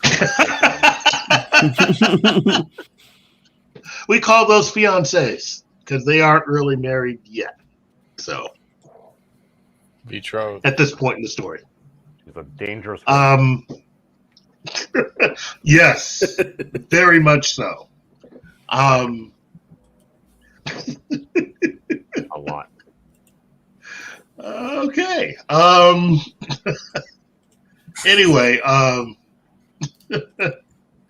we have Zach Allard, who has something that he needs to talk to Ivanova about, and it turns out that somebody has been signing off on certain forms. Oh, yes. Abrahamo Lincolni. Wow. Love it. It's just something funny about the way that he had to put that name. It's just, it gets me every single time. And Vir eventually catches up with Ivanova, and she cuts him off and reveals that she already knows because, you know, Ivanova. And basically Vir has to cop to the fact that, yes, he's been making sure to basically help Narns go to Minbar. So basically he's running his own underground railroad. Man, where have we heard that one before? Franklin. Yeah, well, see, again, that takes us into the kind of guy, you know, that Vir actually is, the kind of person he actually is. And Vir is able to explain his entire position. Meanwhile, Sheridan is in his quarters making an attempt at cooking for Delenn. Oh God. Yeah. Hey, look, at least he can finish a fight. Okay? It's true. It's true. Can't clean a kitchen though. Holy moly! Not while cooking. We all have different talents. Yes. Yes. And wow. Hold on. Random thought. Delenn in the black dress again. Do you have that sexy sax music?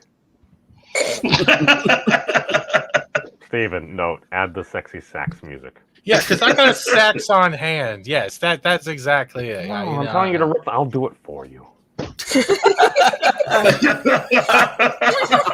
I need one too. I'll share my sax with you. Oh no! I can make an extended cut. I don't even want to look at the screen right now for some reason. I'm terrified. I mean, she's good with knives too. It's all about instrumentation. That was an interesting I see what you did there. token to have a family sword, and this is what we do in ceremony and stuff with crazy eyes. Thank you, Kim. Wow. Awkward silence. Are you done, Yeah. Keith? Do you need a moment to play your Christmas ringtone? Did you call Kate Kim? No, I got a sponsor named Kim. Oh. Thanks for subscribing. I just highlighted it. Why, thank you. Oh, I wasn't reading the thing. No shit. Yeah, he was He's watching. looking for a saxophone. It must be in his closet. It's true. What, you actually own a saxophone? No, No, I'm that's joking. actually fake news. I don't have a sax. I would share it. My sax is your sax. Okay. Oh no, you're not. I used to play. Oh shit! Only thing I got left. I was baritone. Pro once upon a time. Oh, I think it's we're recent. Rin-type brothers. Oh, the only instrument I play.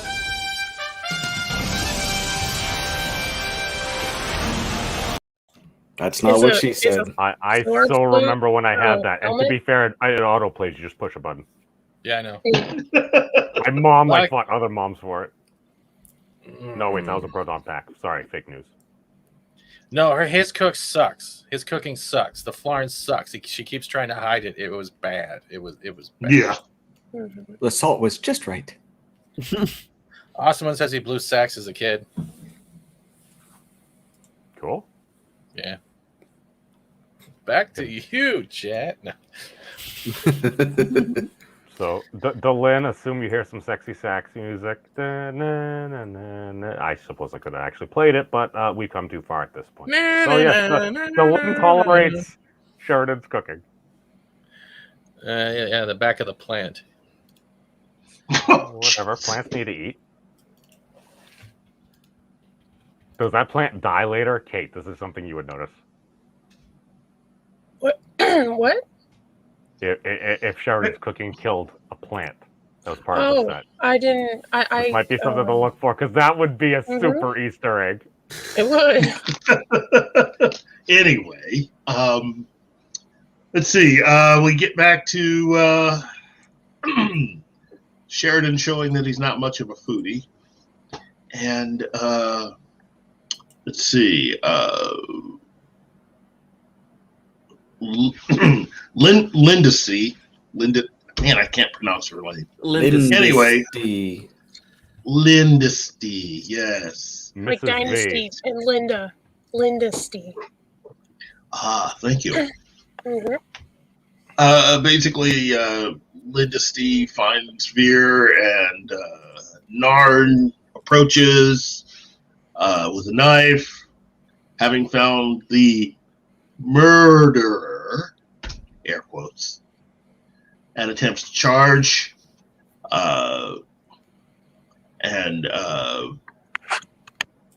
There's the alarm that security raises. Sheridan It's one level down. Yeah, one level down. The Narn kicks Vir away. Sheridan charges the Narn, knocking them down, and the Narn fights back, cutting his arm with the knife. And then, trading blows, and then Zach Allen and security arrive, and, then security shoot him, and, he's no longer amongst the living. Anyway, yeah, and that's how eventually they confront Vir. And the thing I brought up earlier is that he's been doing the Underground Railroad. None of the Narn are dead, and the lie has gone so drive-bying well that he has to actually explain it. And what he's done is brilliant. He has protected life. How they also Batman figure it out. It's like they go back to the thing. It's like that Narn screamed a blood oath before he literally died. It's like, yeah, Narns don't usually just scream blood oaths. Like, this was a blood oath made to obliterate something. Do you have any idea why Narn may have sworn a blood oath, Vir? and that's kind of how we delve into the whole spilling of the beans. Mm-hmm. Oh, hello, Mrs. B. Crazy eyes. I won't do anything wrong, I promise. I'm perfectly innocent. Oh, she reminds me from that. She's fucking crazy. That queen from Game of Thrones. Oh, like a very young version. That's, yeah, very similar facial structure. I'm saying just. Oh, the craziness? I don't know anything about Game of Thrones. I just reckon it does look like one of the actresses. Perhaps, maybe that's just me. Can't confirm. Lyndisty. Something else I never saw. What do you mean? Never saw Game of Thrones. All right. I didn't watch season 8. I thank God I didn't. I mean, it was there. I can hear what that Keith is judging. There were better. No, I'm not judging. No, he's still looking at the Delenn in the black dress. That's true. Looking at Don't mute yourself, Keith, please. He's looking for one in his size. Oh, jeez. Anyway, let's advance the plot a little bit, and basically, Sheridan's med lab getting his arm wrapped, and Ivanova is able to contact Sheridan, having figured out what the connection is, and that's when they get to Vir and find out there have been no deaths, and the whole Underground Narn Railroad thing, and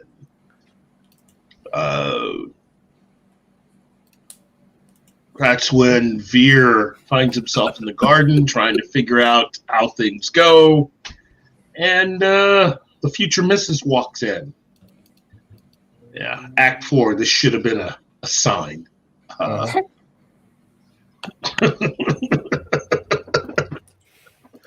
But she's not exactly the biggest fan of Narns. So that would kind of make living together kind of difficult, Oh, wait. Their honeymoon in Vir's room? It was kind of crowded. Yeah. It pretty much is. Then you also see how devoted she is to his arranged marriage, that she will blindly believe or have faith in Vir no matter what he's done, even if she doesn't know what he's done, because she has been pretty much trained or raised in the way that no matter what the fuck happens, Narns are at fault. They vilify their nests, yada yada. She's literally explaining garbage at this point, like lower species, lower everything. Old school. Well, she didn't even register the fact that technically she's already lost Vir. I mean, that look on his face was just. Yeah, he was quite disgusted when she started talking and making jokes that he found unpleasant, and crazy eyes. I'm just being polite. I'm marrying a genocidal racist. Yes. Oh, Jeez. Gold star for the day. Genocidal racist. Na, na, na, na, na. I can't say that. Well, but yeah, like we didn't see much of Garibaldi this episode, though, did we? I don't. well, he's out being Garibaldi. Takes a lot. It Yeah. does. It really does take a lot to be Garibaldi.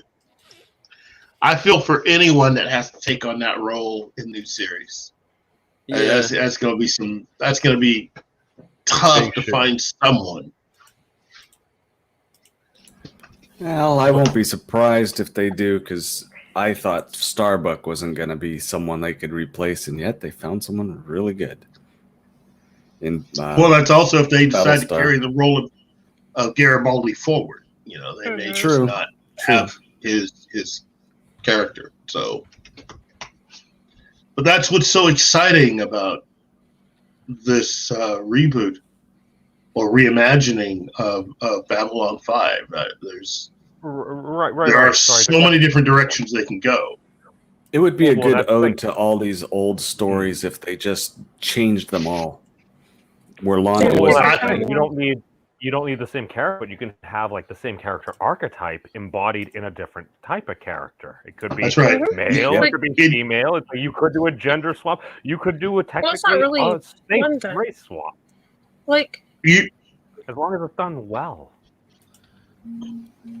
well, no, I Well- mean, if they do a timeline variation, which seems to me to be the most likely thing, there are a lot of things that happen that could result in people not ever being on Babylon 5 reasonably.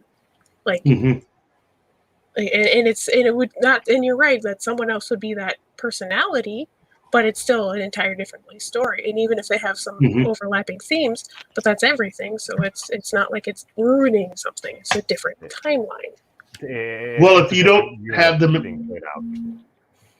if you don't have the Minbari in this version of Babylon 5, that changes quite a few of the storylines that they have.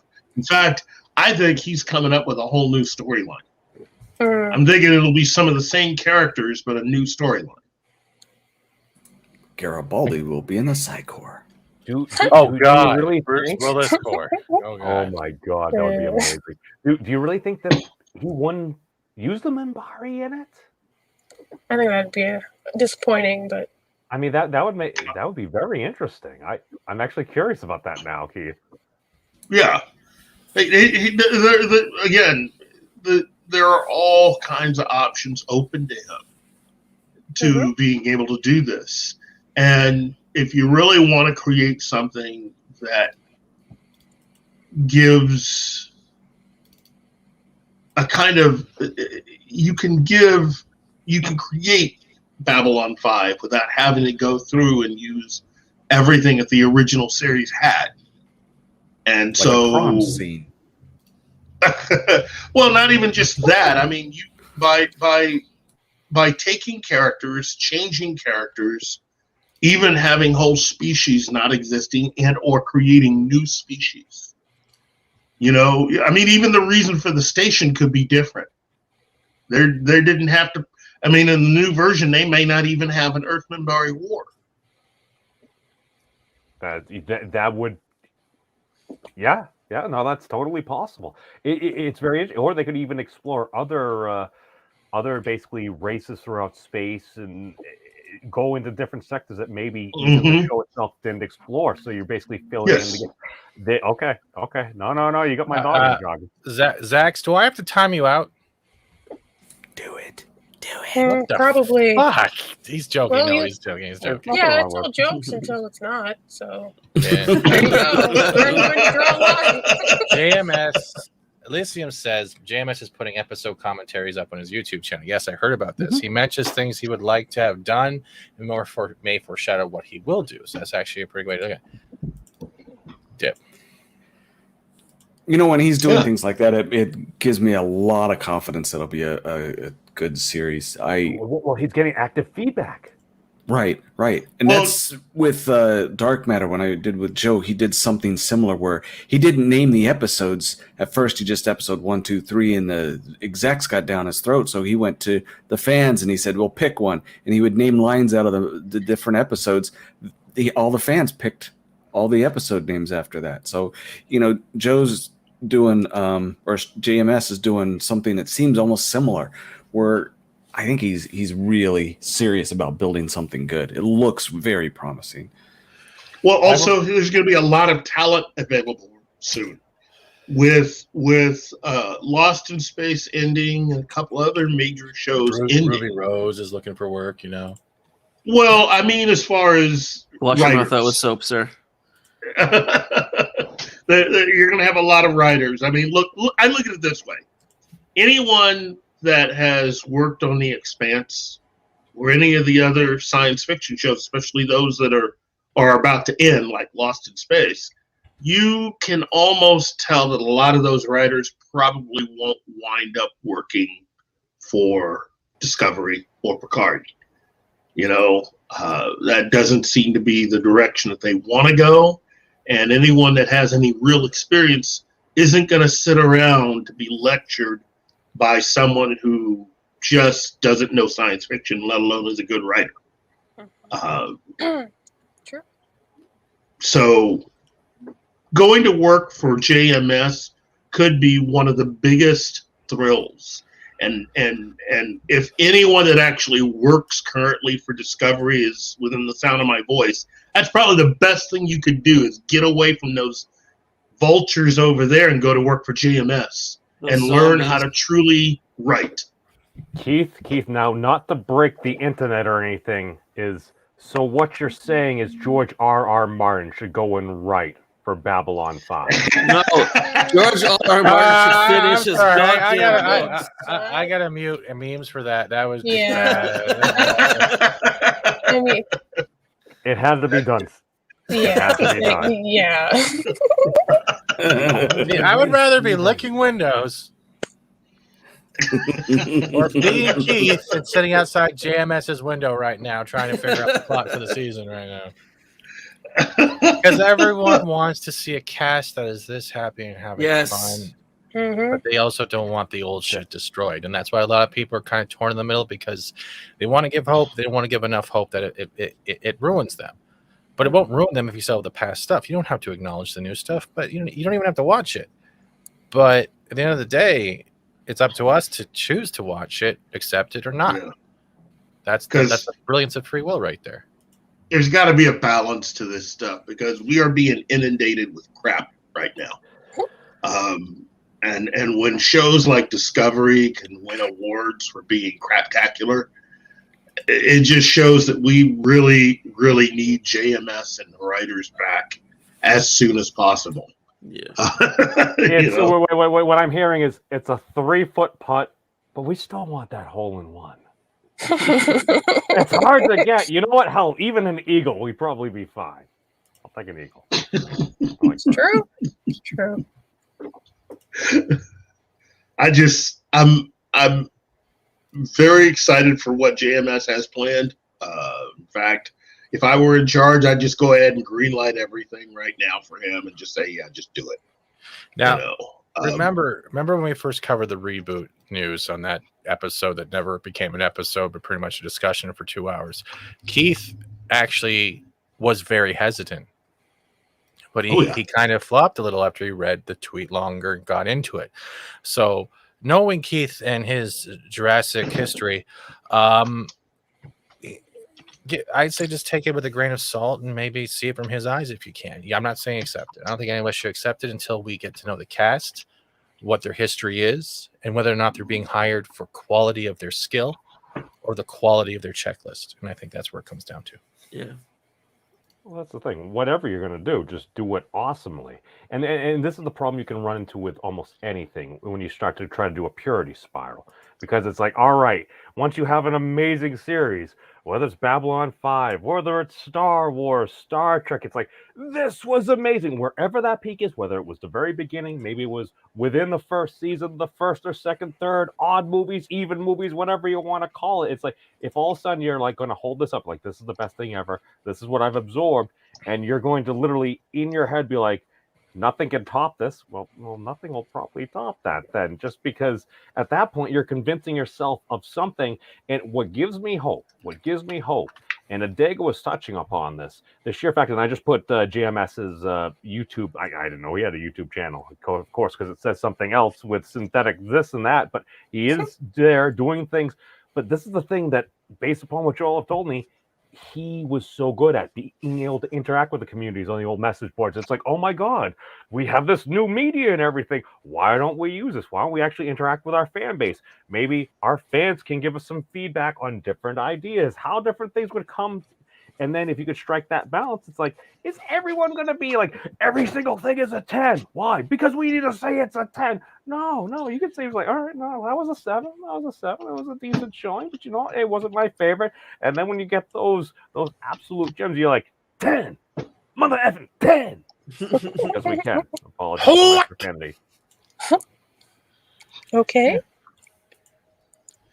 Archer Collins says, wow, memes actually has eyes. Yep. Oh. I apologize. You I went to the little boy's room. Your meme log was your real face, so we know you're really excited. I was wondering why I could actually see so clearly. I need to put this on so it distorts reality. My safe space. Mountains of Elysium quickly jumps in with a lot of the cast will probably get cameos. While I would love to see it, I don't want it to be a fan service. Richard Hatch returning as Tom Zarek and BSG is how to do it right. Well, let me at least say something about that with Richard Hatch being on Battlestar Galactica reboot. You got to understand that I think that was an attempt to kind of walk the line a little bit and pay a little bit of homage to the original idea for the Battlestar Galactica series. Turns out that Battlestar Galactica, Universal was looking at doing a Battlestar Galactica reboot. But it wasn't with the production company that ultimately did it. They were actually the ones that came in to replace the people who had originally been working on a Battlestar Galactica reboot. With that one, what you had was director.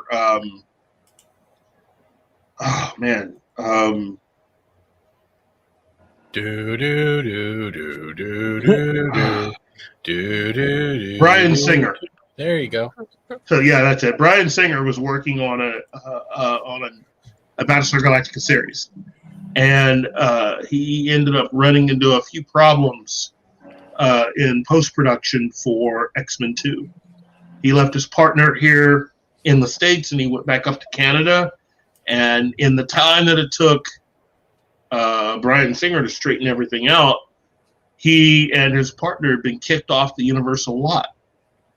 And that's when they brought in the group that would eventually create the version of Battlestar Galactica that we now know. But part of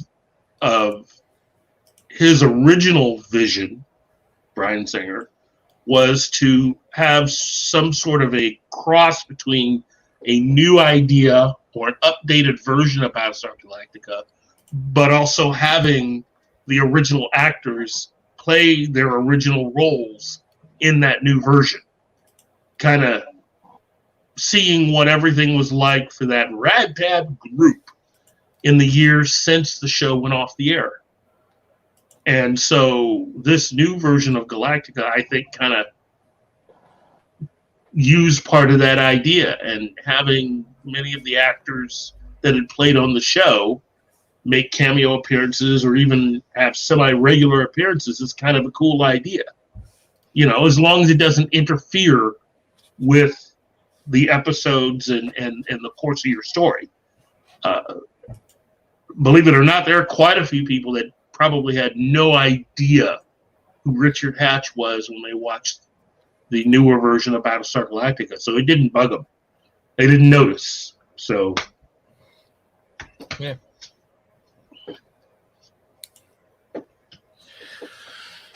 Everyone sounds depressed now, the way with awkward silence. Like this. Oh, we can go ahead and rate the episode. Wow, listen, he wants out of here, ladies and gentlemen. You can tell that right now. Oh, geez, no. I Guys, was learning math. commandeering. What? I did play something in the private chat though, so I saw that's that. for you guys. That's for you guys. He actually turned down Enterprise. Jesus. What the? Whoa. Yeah, But but Maestro. this episode was great. It was in a way. It was, and I honestly, the best part about this was, what do you call it? Lyndisty. Yes, the crazy eyes. We're gonna have Crazy the best eyes. babies ever. Crazy. I got him just for you. Yeah. Oh my god. Just no. No, thank you. Yeah. Creepy.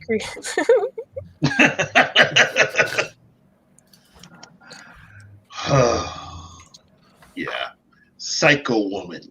Mm-hmm. We're so sweet. Nothing like 'em. innocent.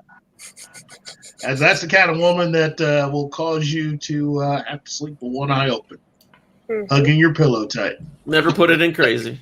This is why you just tell all your immediate friends and coworkers, if I disappear, start dredging the local river. That's Yeah, but Lyndisty, she seems like the kind of one that would put in that hard extra work, making sure that they'll only find pieces. I mean, all I know is she looks like she could go around the bases like 3 times, and that's like 18 of them. So, jeez, that's misogynist. I apologize, but just she invites you over for dinner. Don't try the meatloaf. Whatever you do, do not try the meatloaf. I like meatloaf. She's gonna boil your rabbit. Oh, not a rabbit. Space rabbit. Oh. Might be her last husband. You know what I'm saying? That's one thing, though. They don't actually imply or anything had she been married or arranged to be married before and was turned down. So that I found interesting. Not that it's relevant entirely, but it's interesting. Yeah. Well, these are things that they don't mention as well. Mhm. I give it an 8. 7. The reason why I have to give it an 8 is because while I like starship battles and stuff like that, this is an episode, the sheer fact that you're getting the gauge of reference, because it's like, well, she always grew up, it's like, well, of course this is what Narn are. This is what they always are. I've killed hundreds of Narn and everything. And just like the look on Vir's face, because his perspective is just completely different. It's like, but that's what she was raised in. That's all she's ever known. And they both look at each other. It's like, oh my God, you're so naive and everything, but like you're a good. I feel like you're a good soul, and like they're both like, I can get through to the other one. It's adorable. Yes. So I got to give him like an extra point for that. Okay. Yeah. For this episode, I give it a 7. I'll have to go with 8. To me it was more fun than the previous one, looking at the half-eyed and the assassin dudes, and I like the fun of this one with Londo. Hubba. Trying to take my job. What are you doing? I went to go search. I went to go search shoulders. I went to go search for Susan Ivanova naked for that scene, and I got some totally didn't want. Oh yeah. What did you expect? Seriously. Hey, no lecturing. I didn't expect that. I'm not Someone Photoshop lecturing. faces. That is No, not I'm a just. lecture. I put naked into a search engine Exactly. on the internet, and I'm surprised at what comes up. You let me have my stupidity of obliviousness. Hey, Basco. Sorry, I said Basco. I was watching Seinfeld last night. But I know, but I put it in there. I did not expect to be like someone was photoshopping her face on other people's bodies. I was just like, Welcome to so the you got. internet. Welcome, yeah. Yeah, I was. Then I looked up and I'm like, thank God I didn't have it search it in the search shared window, because I was like, that's not Ivanova. Can you try to get her on the show? Right? Oh my I God. accidentally put a deep fake out of you live on the YouTubes, but would you like to come on our show? Yeah, I accidentally showed her whole ass. I apologize. You want to do an interview? That's not the best way to get in touch with women, Steven. Yeah, because that's what I do. Hi, I just saw you naked. You want to come on the show? Yeah, that's what I do. Well, to be fair, on the That could internet, work. if you talk smack about people, they often appear. That's We're not talking smack about you, Miss Ivana. Memes, you're just digging a deeper hole trying to roast me. I'm gonna disappear now. That's why you gotta take the glasses off. I'm going back to wholesome. I'm going back to wholesome. Hey, dick.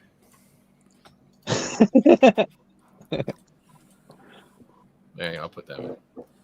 Memes, hail to you as well. There we go. Yeah, so the episode was good. It was fun. I like how Keith turned out his camera to see if he was missing anything above the edges. There was nothing. This is a somewhat family show. But this was a good episode. I give it about 7.5. I'm a 7.5 as well. Same, because for one reason, the whole bug routine with Londo was my favorite part of this whole season. This whole episode. I like it. It fleshed out Vir a little bit more. You get to see a little bit more of the Vir that would walk, stand in front of Mr. Bourne and tell him basically that he wants him dead, without using so many words. And the Sheridan and Delenn thing sort of comes to a head in this, where they almost make a smoochy kiss your face, but they don't do it. You don't actually It's redub okay, the Tito Jones. you don't redub the audio with that voice when they do kiss, do you? No, while they play with my dolls, I mean, no. No, sir. Yes, I did not doll. see you play with your daughters again. Are they anatomically correct? For Minbari, yes. The fuck? Oh God!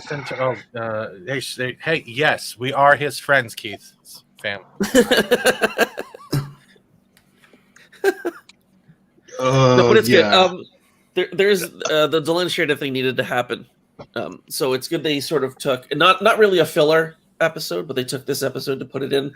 It's not really a filler because you get more backstory to Vir and stuff, and nothing in the show is ever really filler. Keith, are you breathing heavy for a There is reason? no filler here. He sounds like Butthead. He's like, we're slowly breaking Keith. Here he is, just a wise young, main grip, looking to start Babylon 5, the new series, and everything. He's hanging out with us hooligans. We thank you for your time. Babylon Yoda. Yeah? These are the babbles of our 5. Oh, no. We need to start doing parody songs. It's done.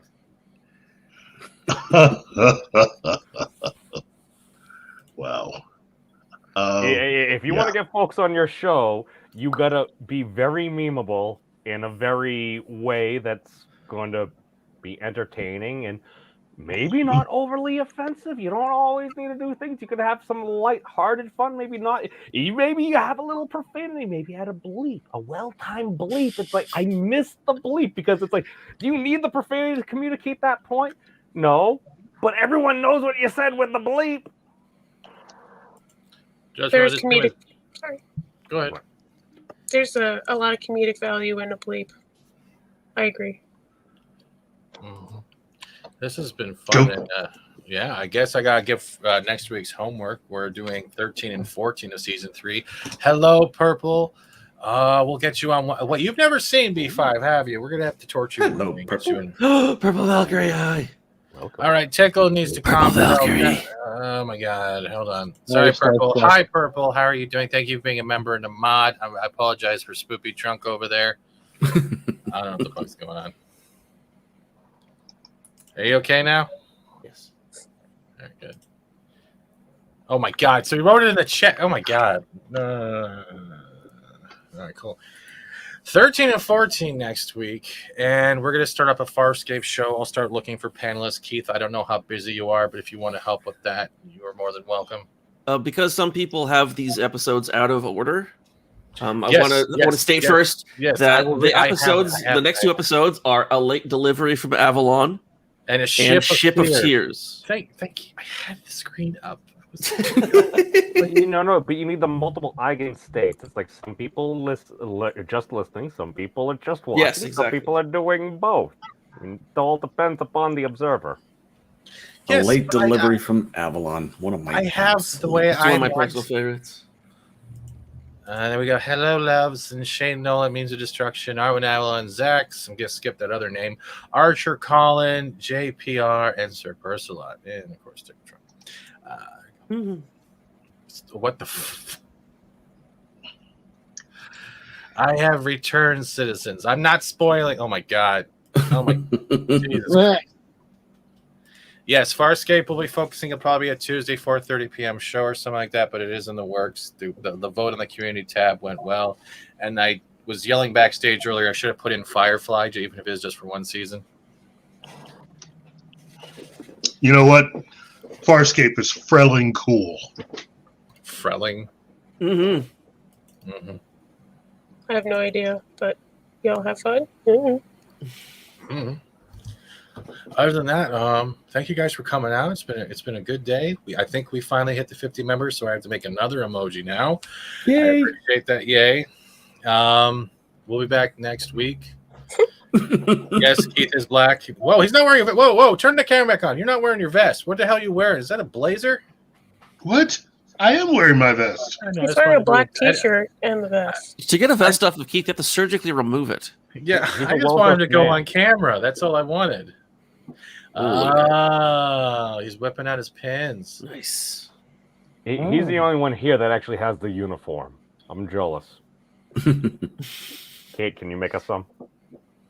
Me? Of assigning class projects. Which need no I want to thank all y'all. It's been another great week. We'll be back next Monday. Depending on how things go, there might be another Pub Chats episode 2 this Saturday. I have to consolidate with my liver. Other than that, thank you everyone for being here. Thank you for all the donations, the memberships, the participation in the chat. Farscape is awesome, most definitely. And with that, I have to update this outro one more time again because of today and yesterday and the day before. Just remember, successful. Santa's husband did kiss Fat Steven's ass. Thank you, Kibblesmith. And we're out.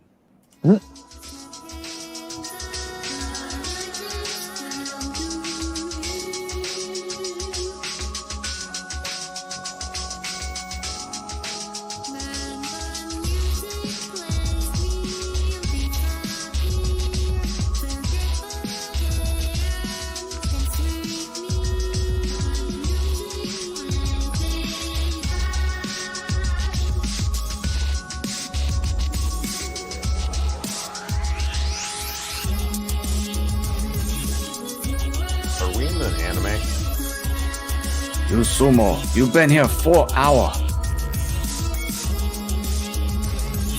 But I like the orange chicken.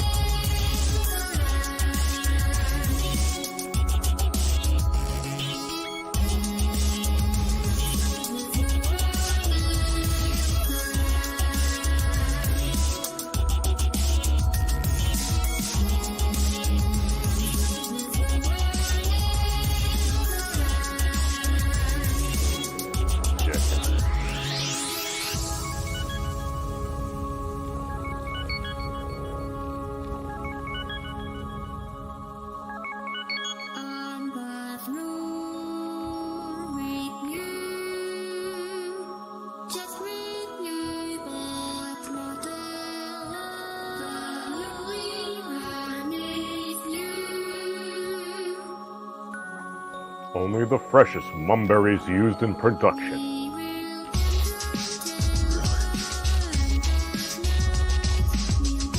Yes, it's a long outro. There's a lot of members. How dare you be so popular?